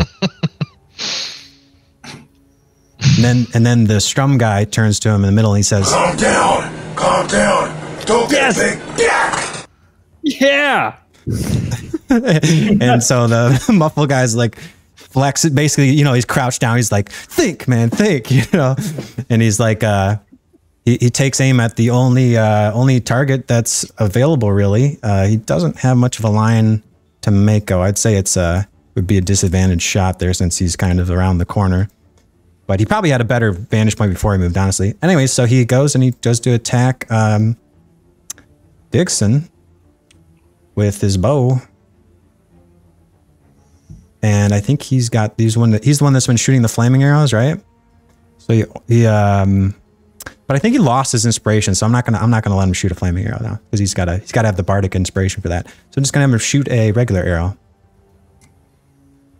which I'll just ignore the flaming part for now because I don't think I generated his other thing. He shoots for a 12, and we're using this is the second round, right? We're on second round of combat, so it's a 13 because we got the +1 for the escalation die, right?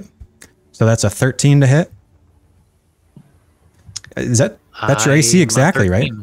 Yep. Oh, you know what? I said I wasn't going to give it to the minions though, so never mind. It's 12. The only guy who's going to get that is like one of the named guys, and yeah, I'm just telling you guys their names just because But the guy that you do know is Strum there because you guys met him before. You know his name. You know he's like any kind of important character that looks like they'd be like kind of the boss of the fight or kind of like a more significant character. If I tell you this guy's like important or he has a name kind of thing, then you know that they're going to get the escalation die. So that 12 does not hit. Calm down. Don't get a big Calm down. Don't get a big dick. Yeah, you know it. Okay, so he misses, and that ends his turn. Next up, we got Hush. So Hush is like he's got that BDE actually, so he's gonna pass through his buddy, which is gonna take double movement. 1, 2, 3, 4, 5, 6. Ooh, does not make it to the cover there, and he's going to take a shot as well at Digsin with this. So it is a 21. That'll hit for 1 piercing damage. Take 1 HP. Did you take any damage before there, or not really? Nope. Cool. Everybody missed. Okay, cool. Now we have Strum here. So he sees the opportunity there. Sees that Digsin is just sitting duck out there, so he tries to use no. First of all, he uses his bardic inspiration, and he's going to cast it on himself. So he's going to get 1d6 in his next attack roll here, and he casts Vicious Mockery again. Aims at Vicious Crockery, excuse me. So go ahead and make a Wisdom saving throw there. And I don't think spells we're going to use the escalation die for. I haven't fully decided that, but for right now, we're just going to leave spells Range how spell they're. attacks. Okay. Yeah, for now, we're going to leave the same. I might change it later, but I just don't want to mix it. I don't want to break anything yet. I'm just going to try with just attack rolls for now. That one's coming to me as well? Yep. So you said wisdom saving throw? Do you have inspiration, Digsin? I think you do have one, right? Probably. I don't know. I think you got one. Yeah. You can mark it on your character sheet, by the way. Ooh, nat 20. So I'm gonna say he's gonna start trying to say something like you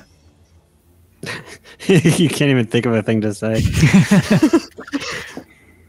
Do you feel in charge? And then do you have a response? You can respond to that if you say. I do. It's very validating of you to notice that. Thank you. He's like, oh, what? So he's just kind of taken aback by that. So your mom likes when I'm in charge too. Yeah, there it is. Oh, god damn. Oh, his mom is kind of weird looking, honestly. So he says this. You know nothing, Jon Snow. Okay, and then, so he doesn't seem to be taking well. He seems a little bit flustered by that. So now Scratch is up. And so these Kenku are a little bit disorganized because the guy's focusing so much on Ian and trying to get into this kind of vicious mockery contest that he's got going on, the back and forth. They're like, boss, what do we do kind of thing. You know, they're like a little bit tripped up. They're like, think, Mark. And he's like trying to psych himself up. And he's like, come on, I can do it. But he doesn't know what to do. He's like, ah, and he just kind of hops forward. And again, he's going to, there's 3, 4, 5, 6, just to get through his buddy. He stumbles over his buddy, and he's trying to also attack Ian as well. And so he attacks him with his arrow for 11 plus 1 is 12. Or no, that guy's going to get a plus 1. 11. It doesn't hit, right? It's a 13. So he stumbles over his buddy, and he's trying to come down. He's going down these stairs here to the lower level, and he trips over Hush here, his buddy, and he goes to let loose an arrow, but it sails wide and passes his turn. And now we're on to the dead guy. He's out of here. We're gonna get him out of here. Okay. He's too dead to do anything. There we go. That guy stays dead. All right, and you're back up now, Digsin. So you're right in the middle of this contest with Strum here. With the Vicious Mockery. So wait a second. We got Strum is the guy on the scaffold thing. Yep. Okay, and then there's just those 2 douches way up there. Vicious Mockery casted. I mean, I guess I'm gonna try 20 feet. Okay, I can hit him with a longbow before I mock him.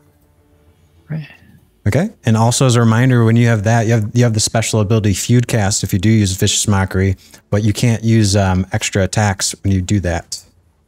So if you want to escalate it with a contest, you'd have to use all of your Vicious Mockery. Like you would, you know what? I'll allow it either way. You know what? However, whatever you want, man. It's cool. You want to do it? You want to do a bow attack and then try to do it? You can do it. Yeah, we'll do that. Sure, man. Go ahead and let loose an arrow. This dude. 10. 10. And so you go to quickly shoot up the guy, and he's currently getting smacked around by this tentacle. And as he kind of bobs and weaves, he wobbles a little bit, and that causes the arrow to sail wide. He's like a squirming target as he kind of hops like a little bird. And, you know, as he's trying to avoid this tentacle as well.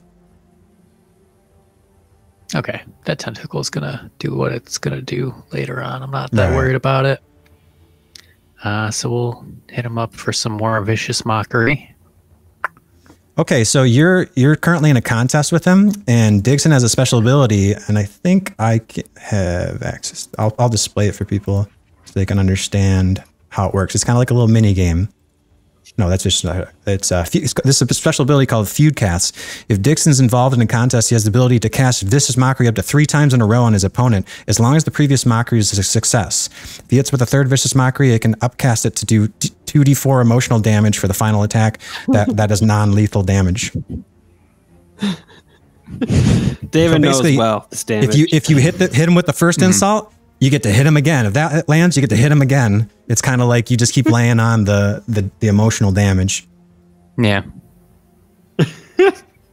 So I'm gonna I'll make a save for that then. Come at it kind of like from an 8 Mile standpoint, and that like they've been throwing all these, oh, he's short, he do. And I'm just gonna be like, I know what you're gonna say, guys. Like, it doesn't affect me. He just did a crit fail on that saving throw. Oh. So I'm going to say that you get 2 guaranteed. You get, whether the next one hits or not, you get 3. He just crit failed on the initial opening. He's basically, you're going to say his thing, and he's going to probably be pulling a Clarence. So what do you say to him exactly? So you look at him, he's wearing his little tunic outfit. I'll show you what this guy looks like too while you're thinking of it. There's unless you know what you're gonna say right now. Let's see. Man, I wish I fucking knew the Kenkus. 1 Pac, 2 Pac, 3 Pac, none. Said the same things as these punks. Oh, yeah, I'm short, but I'm long where it counts. That's how your mom likes it. Yeah. You can be like talking about how you know that you're shit. Like you basically just doing the same thing Eminem did, where you like say all of your like shortcomings. Yeah. And then, but then you like turn it back around and be like, what else you got, bitch? Exactly. So that's the first round there. And so everybody else too, all the other Kenkus are like, oh, they're like, you're basically putting this guy on blast. And, I'll show you guys this guy, by the way. This is the guy. So, oh, did it just show you the whole thing? Okay. Yeah. So the guy on the left is the guy that you guys are fighting. And then the other Kenkus look like this. All right, so you cast that, and he nat one. There's a crit fail. So he takes 1d4. Let's see. He takes 3 emotional damage, and then your next one's a guaranteed hit, so we'll cast that again. Takes all the max damage for 4. And so now you have an opportunity too. He's kind of he's looking very flustered. He stops squirming from the tentacle, and you just kind of hear him start to go like this. And then as he's doing that, you can do your final Vicious Mockery. This one would land for 2d4 damage. You suck. Maybe something about his music, about his taste of clothes, like his anatomy. Just start picking something. Just whatever you want. I'm gonna go right for the existential dread. I'm just gonna tell him that he's part of a simulation. And like, oh not shit! even a real character.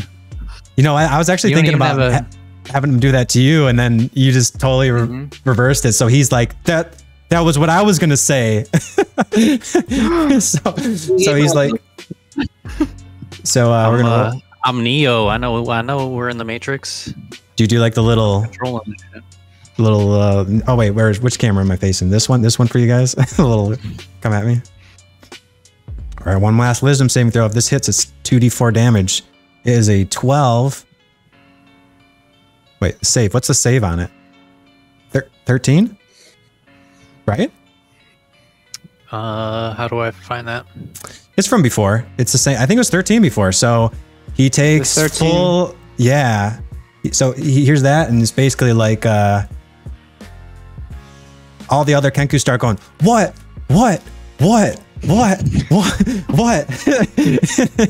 It's like part of the spell. They can't even, they can't even control it because they just love mimicking shit. And you're just like, what do you got? What? And then they all start going, what? And he's just like, well, and he's like twiddling his flute a little bit, but he just doesn't know what to do. And he just takes 2d4 emotional damage. Three plus a 1. So he took 3, yeah. And so one of them yells, he's choking! He's choking! So he did 3 plus 4 plus 4. So you did 11 damage on him that round, just from that one bout. And did you also try to shoot at him before? I can't remember. He tried, but he missed. He was wiggly. All right, so with that, he looks like he's bloodied. He looks like he's a little mentally scarred from that. Is there anything else you'd like to do to this man? Just gonna flip him the bird. Oh, okay. I see what you did there. Point of inspiration. It goes to you, sir, for that one. In this universe, you feel a surge, like the words have power. And as you say them, you have now made it so that you have flipped this bird. And he has flipped. In fact, he has flipped and he starts to lose his balance a little bit and he's knocked prone and now he's clinging to this, this pole. I'm gonna give him the prone condition. Just like his mom. Clinging to that pole. Prone. I think I'm clicking on the wrong thing for. Cool. All right, is that it for your turn, Ian? That'll do it. Moving to Hurk. Yeah. Have you guys played Far Cry before? I played the demo. Okay. So Hurk's gonna basically do a Far Cry healing animation where he looks at his arm and it's just riddled with arrows. And he's just gonna start plucking them out. Okay. I'm gonna cast Lay on Hands. lay hands on yourself. Yep. I'm sure we can find that. You can find that Far Cry healing GIF or something, and you can put it in there for when you do cast it. We'll try to look it up. Yeah. So I'm just gonna like plug those out. And just kind of like and then it flex a little bit, and I'm back to full health. And then I'm going to move into the room, and I should probably measure how far I'm moving. And get. Well, I know that there's people shooting arrows, so I'm gonna go ahead and get behind this and sort of survey the situation, see who's visible. And I think actually what I'd like to do as I'm walking in is grab a bow and arrow off of this guy if he's got one. He does have a quiver of arrows, and it's do you have what kind of ranged weapon do you have? Nothing. That's why I'm stealing his. Okay. All right. Yeah, you can pick that up as like your. Cool. Yeah, I'm gonna just grab that, and I'm gonna take cover behind this wagon and get ready to fuck some shit up on the next turn. So you have his bow now, his short bow. Yep. Okay, I'll do the attack rolls for you if you want to use it, since we just for the sake of time. But if you do need to do an attack roll with that, let me know. As long as you have proficiency with it, otherwise it's not the +2. So yeah, there's your Far Cry animation, by the way. Oh, Scott already got it. Yeah, Scott got I thought that was the one I picked up. Okay, yeah, I just picked up the first one I saw. Okay, cool. Nice, man. You nailed it. Well, actually, it was in the same thing. So I just thought that was the one I grabbed. So I looked at it and I'm like, oh, nice. Perfect. All right, so that ends your turn. You can go ahead and use the EOT thing, I think. Alrighty. Back to Tzar. Czar's back. I'm back again. All right. No, I'm not. By the way, Ian, since you critted on that guy too and did all that damage, he wasn't even able to use his reaction for the Vicious mimicry. We kicked his ass a little too hard. Maybe we should take it easy next time. So that guy will be hard to hit with, like, for example, like an arrow, for example, but, you know, like anything that's not a projectile will work. Interesting information to give me immediately. Okay, so how far can I go being all wet and crouchy? Well, you can move your normal speed. If you want to crouch, you move at half your movement speed. If you don't want to crouch and you just want to move, you just move your normal amount, which is 30 feet. Plus you got your cunning action dash, so you can move another 30 feet. Yeah, dude, you got okay, I'm going to uncrouch. You would have enough from where you're at to get upstairs and stuff, I think, if you really needed to. Like I see a prone crybaby, like, just hanging out. And I'm going to beat the shit out of him with a shovel. Oh, he's up top though. I'll tell you what you can do though. If you do a survival check, you can cut that rope to try to get to the top. It's weighted right now. Okay. A survival check. Either that or acrobatics. I have to say acrobatics would be better, but I think survival's, it's a little bit of both. I don't know. Give me an acrobatics, Tzar. You got probably better acrobatics than that, so I would do that if I were you, instead of the survival. I don't think you have good survival. All right. Okay. Nice. So here's what happens. So you're going to try to go up and hit him with an attack like a shovel. Shovel. Okay. So here's what happens. Yeah. You run across this. You see that there is a rope that's hanging down with the loaded crate, right? What you do is you take your shovel out, tactical. You take the sharp end of the shovel. You cut it.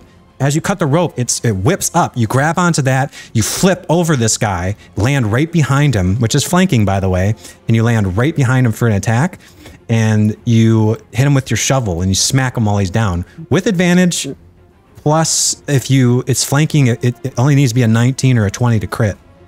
+1 for a combat escalation die. Oh, boy. Okay. Yeah. Well, there it is. But with advantage? Holy shit. Okay. I'm glad we did the advantage. Okay, so the first one was an 11 +1 for the combat escalation. That makes it a 12 +2 because of flanking. Right? 12 +2 is 14. And let me see. That hits. He has a 13 AC, by the way, guys. Okay. So you hit him for 9 slashing damage. And so you just come up there, this little tiny kobold goes flying up. It's a little difficult at first, you know, because you went way the fuck up there. This is a fully weighted crate. So you fly way up, you sail over the rafters, actually. There's rafters on the top that run, these beams that run across, like they run across this way. So there's a rafter and you just kind of whoop, flip over the rafter, do a little curl, little tuck, land there and just smash down with your shovel and just smack the bejesus out of him.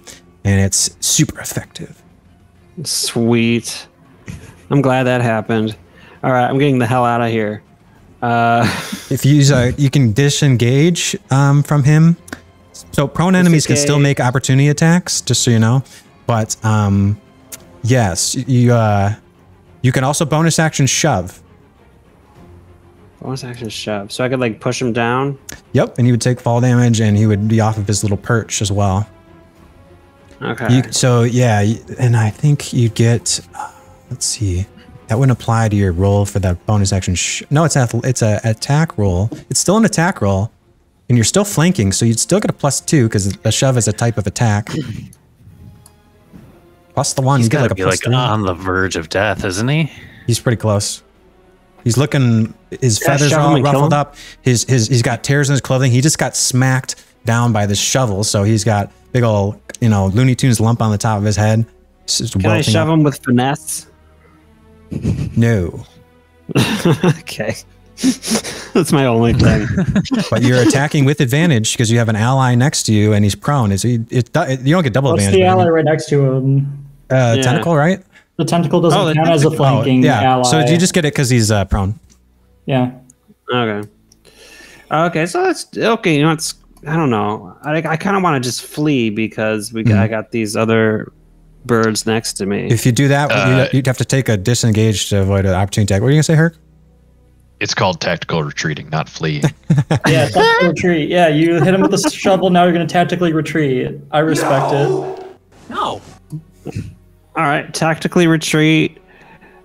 What do you think about? What do you guys think about me?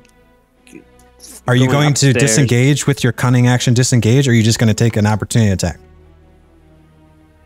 So if I disengage with my cunning action disengage, like, does that just mean I just kind of stand up and like stand there? It just means you're able to get away from them without them able to take a hit at you, because you try to run away, they don't get to try to hit you in the back as you run away. But I get to move too, right? Mm-hmm. Yeah, you get more movement. Usually a disengage is an action, but a rogue gets to take a disengage whenever they want with their cunning action. Okay.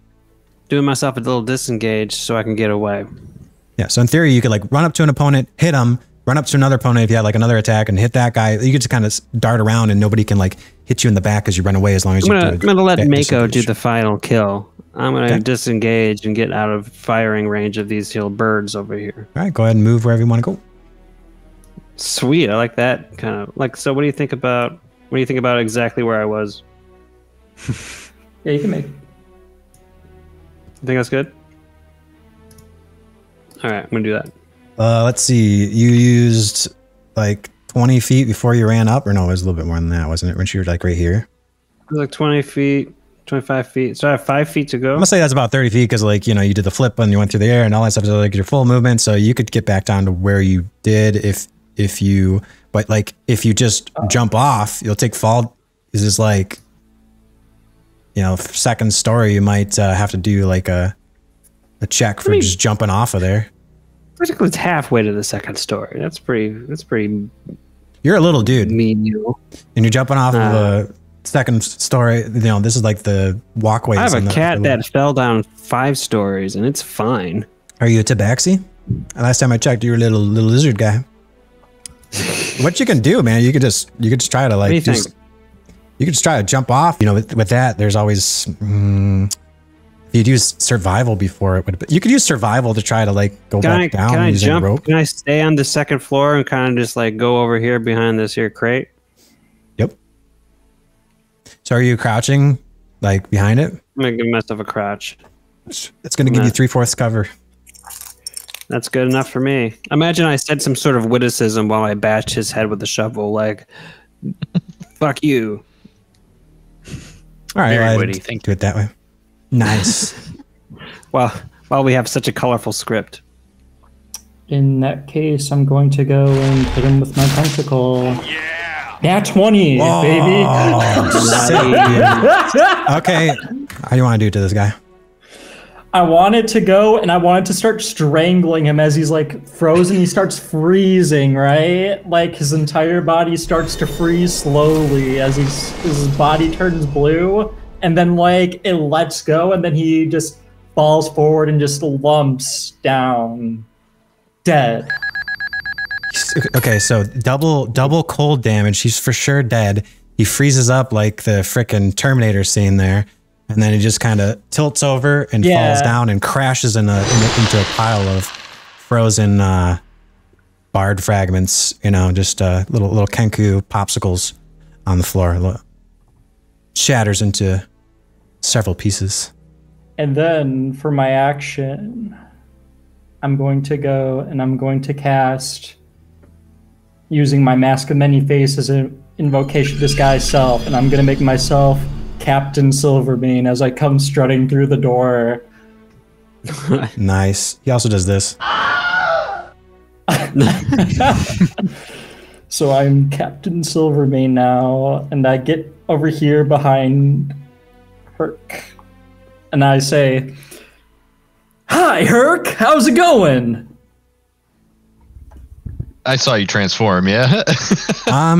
So no, is this outside kind of? I mean, but who is yeah, they still need to make a spell save on their to see if they're fooled. So do you want Hurk to make that to see if he does it, or do you want to tip them off somehow? They can choose to fail it, I think, too. It's like a intelligence check to see if they recognize that it's you or not. You could just say it's me, Hurk. I mean, or whatever. It depends on what you're trying to do. Yeah, I'm gonna tell them what I'm gonna be. I'm gonna be like, Hurk, it's me. I'm gonna try to scare these fools. But So maybe Hurk, don't announce that in front of everybody. I'm whispering. Okay, it's all right, man. Okay. I'm Captain Silvermane of the Captain Guard, Silvermane. and you guys all majorly messed up. Yes, you definitely know what Captain Jalus de Silvermane sounds like, and it definitely sounds a lot like Mako. So I know. That's yeah.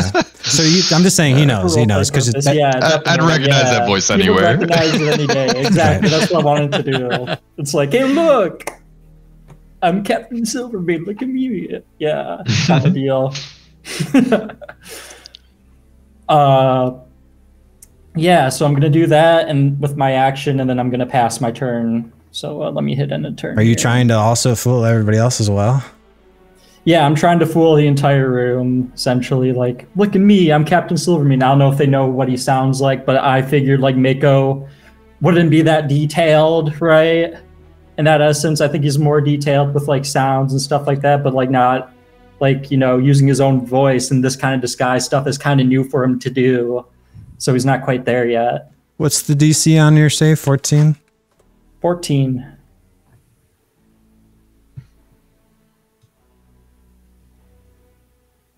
Well, the muffle guy right here, he is not fooled, but these guys are. Sweet. Mm-hmm. All right, so that's end your turn, right? Yep. Okay, so you're just talking to, you just look like him, you don't really sound like him though, and you just, or how does this guy's stuff work? Does it also change your voice? No, it doesn't change your voice. It changes your appearance. Right, okay, just making sure. Because they're very, you know, good at mimicking and stuff like that, so I just, yeah. Okay, so this dude right here, he sees that Tzar is over there, so he kind of scampers over like this, doot, doot, doot, 1, 2, 3, and he's gonna, Tzar's behind it this way, so you got cover from this side, but not from this side. So he's gonna try to shoot you like this, okay? Don't do that. Cover's not like invulnerable, man, unless you're like under something, you know. Right, I'm small. Yep. There's other shit. So he's gonna do this. What size is this crate? 10. 10 plus 1 is 11, because we got the escalate. No, he doesn't get the escalation die. It's 10. No, they don't get escalation. And does not hit, right? Probably not. What do I need? No, it's just your AC 16, yeah.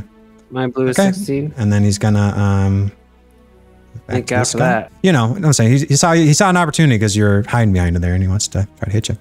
So these guys do think you're Captain Jalus Silvermane. So the one kind of goes over next to him, and he's just like you know, that warning sound when a new Gundam appears. What? Who is this man? And so they know that's like they're communicating to themselves, and he's like, oh, okay. And then the guy's like, I'm in danger. And so they begin to try to, no, just the one guy. They try to run away. This guy tries to, he recognizes, everybody knows Captain Jalus Silvermane. So he's not feeling so good next to you. So he's trying to get the high ground there, but he's still going to attack, and he's going to try to attack, well, you guys are not crouching, right? Behind this? How'd you guys get over there? I don't remember. I think I'm definitely taking cover behind the wagon. Yeah, he said he was taking cover. Oh, you told me that? Okay. I thought 2. I said so as well, but if I didn't, then I didn't. So do what you need to do, whatever you feel is right. Okay. He sees the best target is Ian, who is just standing there. So he's going to go and shoot him. Longbow. About 19. I think that hits, right? So it hits you for 5 damage there. So I think you're at 12 now, right? All right. Yep. Okay, and that ends his turn for that dude. So now we're in round 3, which is +2 to everything. This guy's dead. Good. So we'll move past him. The scratch guy. This dude's scratch, so he saw the Digsin's guy attack, so that's happening. There's one guy shoots at him. He's like, all right, I'm going to try to... He also thinks it's Captain Jack, so he's going to try to flee up here to high ground as well. I'm going to take a shot at Hurk. He's crouching, so he gets a +2 to his AC because of half cover. It is a 7 which that's going to be a miss. It's a big old miss. So he just hits that thing thunk, right into the wood. Makes a really good shot on the cart, but not you. Okay, and then back to Digsin. All right. Well, I feel like I've done a good deal of work here. I'm gonna get behind this cart. There you go. Try and protect myself a little bit. What you can do too is like you don't have to declare that you're like crouching and shit until like the end of your round, you know, because it doesn't really cost you anything to do that. Yeah. So you can still shoot it pretty good. Well, now did the blood splatter for this guy. All right. So yeah, might as well take some shots at them. Oh, fuck. Can I use my inspiration, maybe? Don't worry, man. I'll use my inspiration on you. Nice. That's allowed. Go ahead.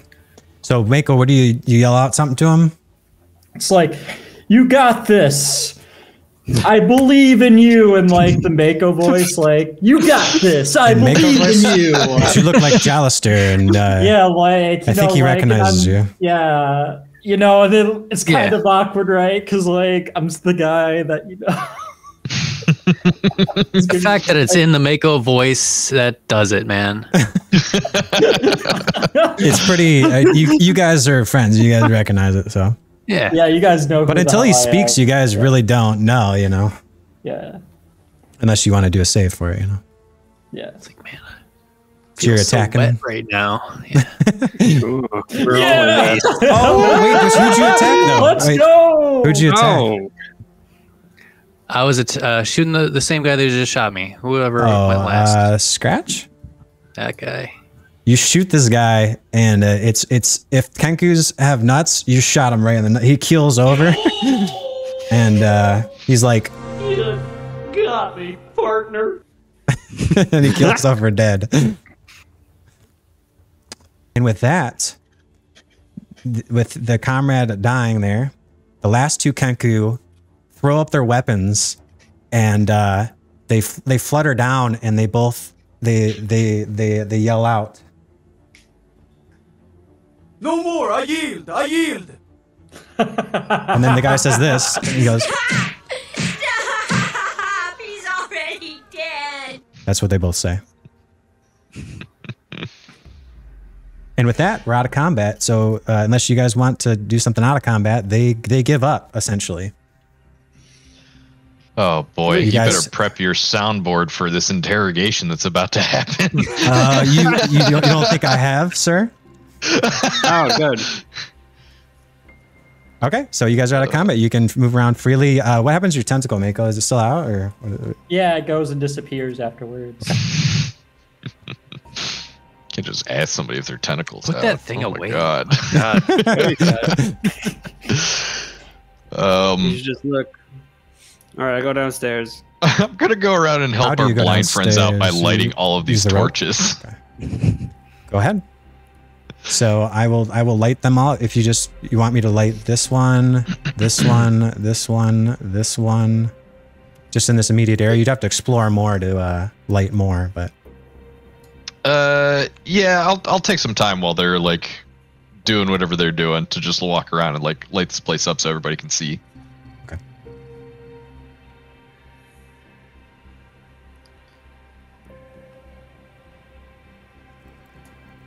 I guess I'll end over here.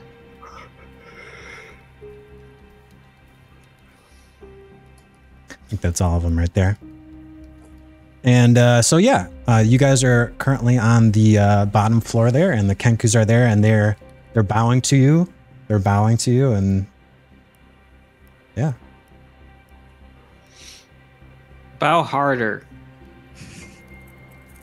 And the guy says, "Yes." And he bows harder, and he tries to go down like this.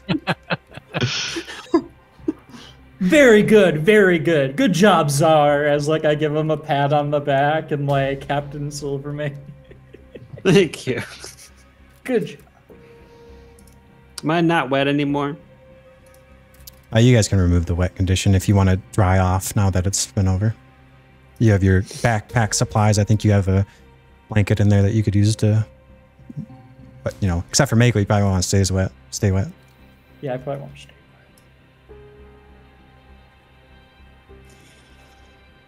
So All the Kenkus are bowing to you, and they're just kind of looking at you like, you know, they look to be asking for mercy. I kind of like go over to Hurk after he's done. I'm like, what do we do? I've never done this before. You need to, first of all, tie them up so that they cannot escape. Okay.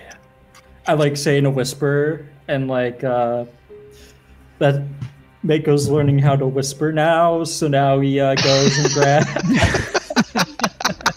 It's the hardest skill besides making a tentacle appear out of nowhere. You guys are helping him out, and he goes and grabs his rope, and he's like, so then I just tie them up right like this, and like he starts like tying them up like really well, right? Yeah, you have proficiency with ropes, so you yeah, get so double proficiency. So they get like really like uncomfortably tied together, okay. Like back to back essentially. I like it. Now we need to figure out why that bitch Burka set us up. She clearly wanted us to walk straight into this ambush. Which one's Burka? The girl that you were flirting with? She wouldn't do that. Well, you probably could have asked this guy if he's dead. Did you not recognize the bard from the bar? She clearly employed him to come fight us.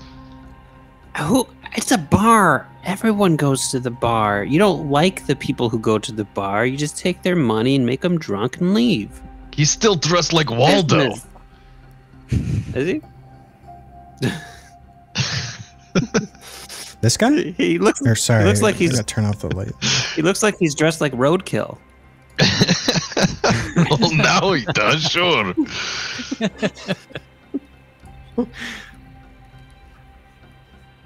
I don't know. She seems nice. I turn back to the bird. I say, "Why did Burka send you here?"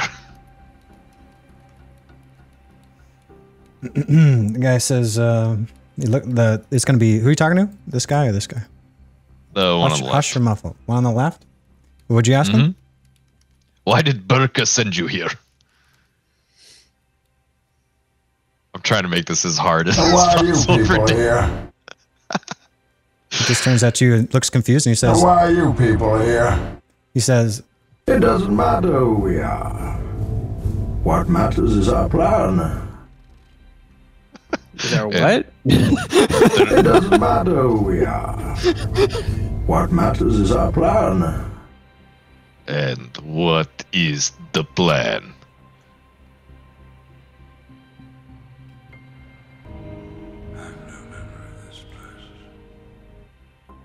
it was kind of well, if that's all that matters, you really fucked up, didn't you? And then the other Kenku looks at him and says, shut up! Nice. And that Kenku says, I'm a dude playing a dude disguised as another dude. What? Disguise. He's talking about me. Oh. Yeah, because I'm a dude disguised as another dude, and one of them is alive that knows that I'm not the real deal.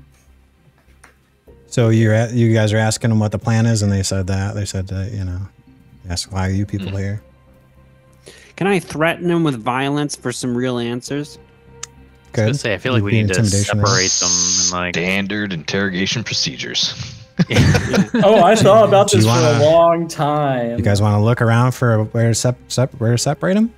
There's a room in the back. There's a storage room. I know how to separate separate them. I know how to separate them. There's office space up here. There's can another room over here. Can I offer my idea? Yep. Please do. We kill one of them.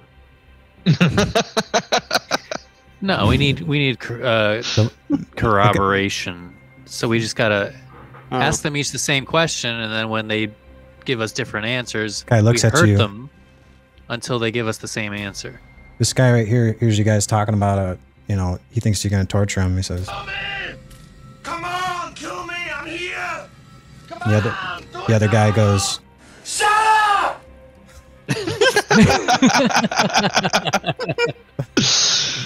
Oh man. Yeah, all right. Now that we're close to them, can we like inspect them a little bit? Do they have any like insignias on their outfits or anything that would tie them to a specific gang? Sorry, I guess my phone just died there. You guys can't see me anymore, right? Sorry. Yeah, it's been a while. I can't see you guys either, but okay. What did you say for Hurk? Sorry, that distracted me. I said, now that we can like see them a little bit more clearly up close, do they have any like insignias that would like tie them to any specific gangs that we would know or anything like that? Yep. So as you look on there, you see that they both have like, there's like a spot in their feathers that when you pull up the feathers a little bit, you can see their skin beneath, and they have like a little tattoo branded on there, and it is the eye of the Xanathar. And then the one guy looks at you when you do that, this guy, and he says, "The Xanathar sends his regards." I stabbed that one. in like an orcish thing. Okay, give me a attack roll. Is that my thing? We'll do it two-handed just for shits and giggles. Okay. That's for 6, so he's bloodied. He's halfway from that. That's a crit, baby. Oh wait, no, I'm looking at the wrong one. Never mind. I saw Digsin's crit. Yeah, just very, very slowly. I just take my sword and I just press it into him. Okay. Are you doing it as like a interrogation technique, or are you just trying to kill him? I'm just mad that he's part of the Xanathar Guild.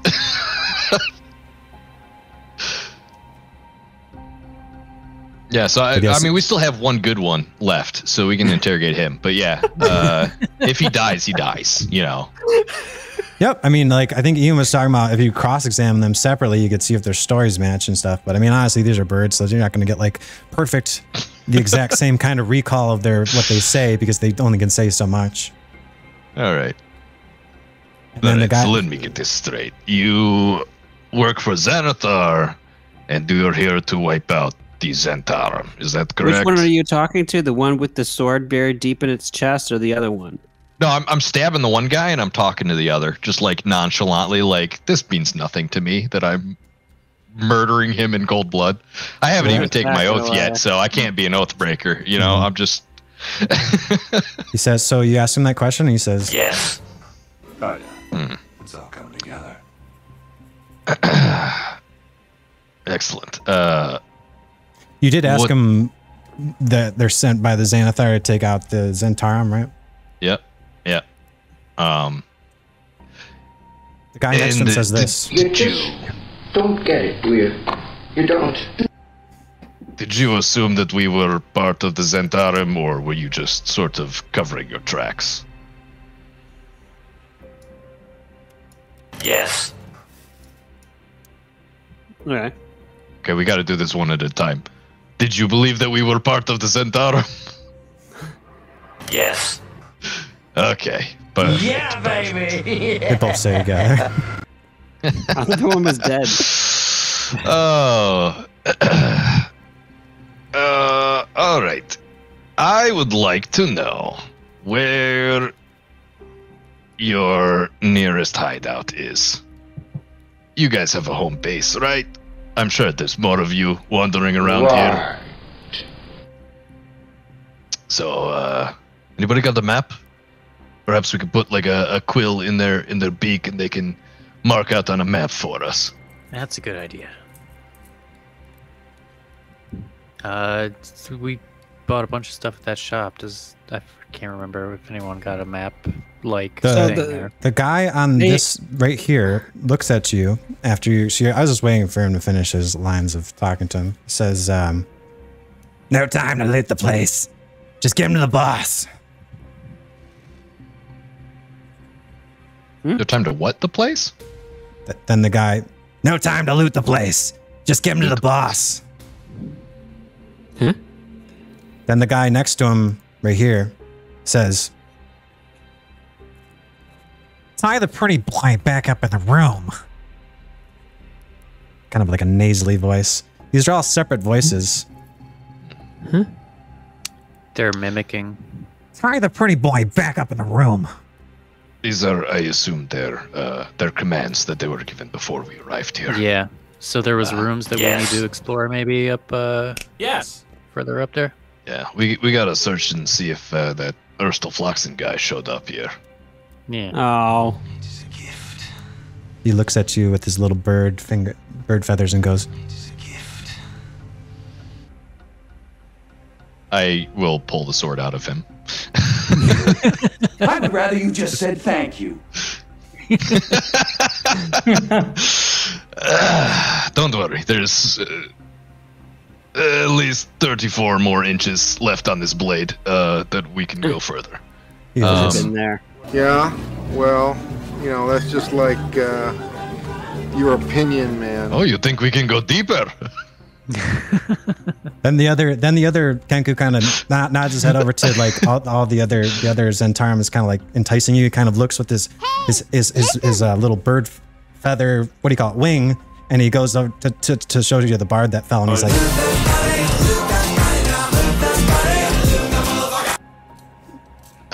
trying to offer you like reward. Okay. Yes. Mako, sure. loot that body. We're gonna loot the bodies. Does anybody want to guard this while we explore and? Can I kill one? Make it easier. No? Okay. Go for it. I'm not going to stop you. They're fucking Xanthar assholes. Right? Xantharum are terrible. Xanthar. So as you, yeah. Okay. As you say that, he says this. Oh, wait, no, he says. No, God!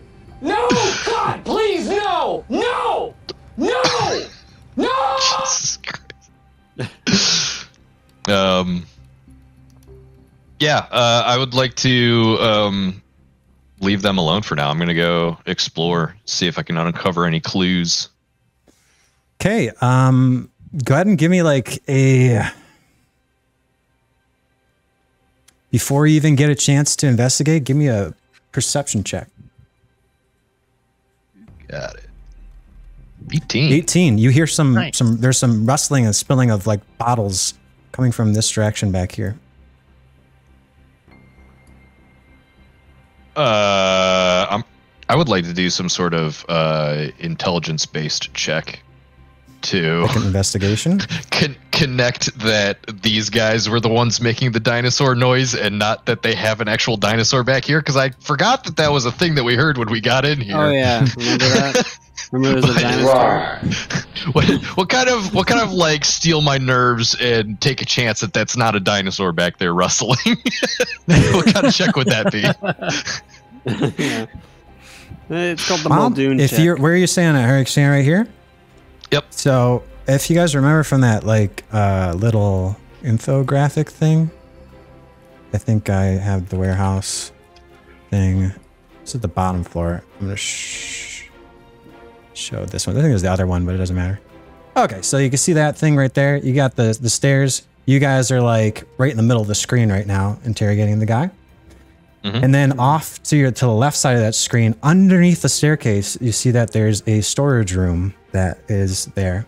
And with your perception check, even from here, you can smell, there's the smell of right here, underneath the stairs. Like a Harry Potter kind of thing. Okay. You know, like underneath the staircase. Mm-hmm. All right. And you can see that there's actually a door that is off of its hinges almost. It's hanging on by a thread. It looks like this door has been roughed up. It's almost like there was some little bit of a scuffle there. I want to look at it. I want to look at the creature. I bet it's a T-Rex. Are you interjecting here now? There's what's going on? Who's going to investigate? If it's some kind of lizard, I think that it makes sense Zar's for interesting. Tzar to get in there. Yeah, I mean, I feel like I would have heard some rustling in that corner, and then like my head would have snapped towards it, and then I don't know. Tzar probably caught onto that and went to go investigate it. Zar's probably a little turned on given his history. The guy behind you says this. What was he saying? The Kenku behind you says, Go under your butt. Yeah. I'm looking. I want to look. and so Tzar starts to creep around the corner to this little storage room that has this aroma, this stench to it almost. and it smells like vinegar and old fish, you know, like rotting fish. And as he comes around the corner, he peers in, and there's actually there's an opening that you can look through into this room, and that's where we're gonna stop for tonight. It's a mimic. Damn it. All right, so you guys did it. You guys took these guys out, but you got some hostages, and we're gonna find out next week what happens within the mystery of the storage room, and maybe what's going on with these Kenkus, like what they're trying to do by telling you guys to loot these bodies instead of going back in the storage room. You know, I feel like next week or next 2 weeks or whatever, my first thing that's going to happen is I'm going to die. But it's worth it. I also need to know for you guys too, like, where are you guys positioning as Tzar is doing all this stuff? I'm checking out the dead bodies over here. Mm-hmm. You're listening to the instructions. You're looting the body. Yeah. I think where I'm standing makes sense for me. Yeah, same. I'm closer to looting bodies than to investigating mysterious under the stairs doors. So everybody's where they are on the screen, essentially? Yeah. Mm-hmm. Cool. All right, that is then where we're going to end it today. Sorry we didn't get to, you know, Ian's character. But it's in the works. It's we'll get there eventually. Yeah. It's going on. But yeah, hope you guys had fun with that. That was interesting. Viciously mock a bunch of people. That was sweet. That was that was probably that, and actually, you guys all had some highlights in there. We had Tzar with his little flip around maneuver to lay the smackdown on that Kenku. Then Mako finished him off with the freeze moment, like from the Terminator, and then you roughed. Everybody got that guy actually, except for Hurk. I don't think you attacked the Strum guy, right? I didn't do shit. I just tanked a bunch of hits for the team and then ran. Yeah, exactly. Hey man, you got me out of that fight. That was pretty like sweet, dude. Yeah. Yeah, I'm happy to alley you that, man, because you fucked a lot of shit up. Yeah, man. You guys took no damage from that, and you put out the fire, so that was good teamwork. But yeah, we'll have to figure out, I guess, for next week what's going to happen there as you guys investigate this this warehouse. There's a lot of stuff. There's a lot of stuff to explore here. So I just want to, for the record, say this, Tzar. If you didn't give that speech, I was gonna just have Mako run outside, but you inspired him. Mm-hmm.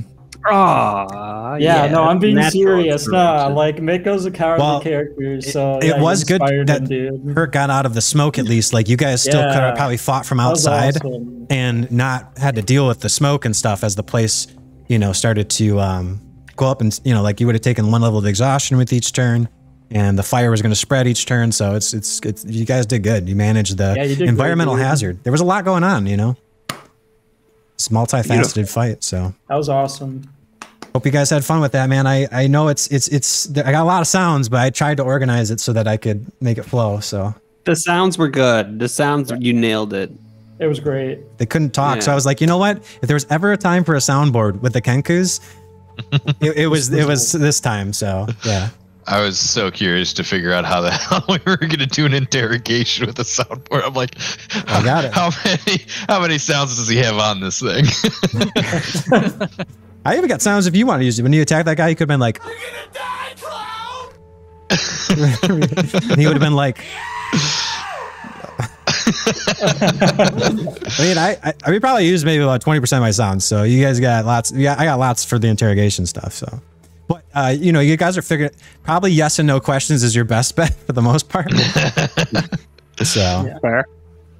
That was good. So you guys, if you guys have any questions on what we just talked about, what you gleaned from them, if you want to clarify going into next week for strategizing too, do you guys have any questions about what stuff you asked them or anything like that? I think, yeah, I don't want to say anything because I think the two big things I wanted to learn were like who they're working for, what they were doing here, which we kind of figured out. Yeah. The other thing that we need to know is where Erstal Floxton is. He's still missing in action, and he was maybe supposed to be here, but maybe he didn't arrive. Yeah, or maybe he's coming. You never know, because they sent out that. No, he's not, because they shot down the message. So how would you know? And Although also, if there was a huge fire on where his warehouse is, I'm sure that would have also alerted him. So the fact that Mako put out that fire probably prevents Erstal from coming to get you, maybe, you know? Because if your warehouse is on fire, you'd probably notice if it was in your district and there's smoke coming up and there's literally a dark area like Candle Lane, you know, with nothing else going on. So should we come up with like a name for our team and leave like a note behind, like your friendly neighborhood Spider-Man, but like, yeah, hey, we captured these two bird idiots for you.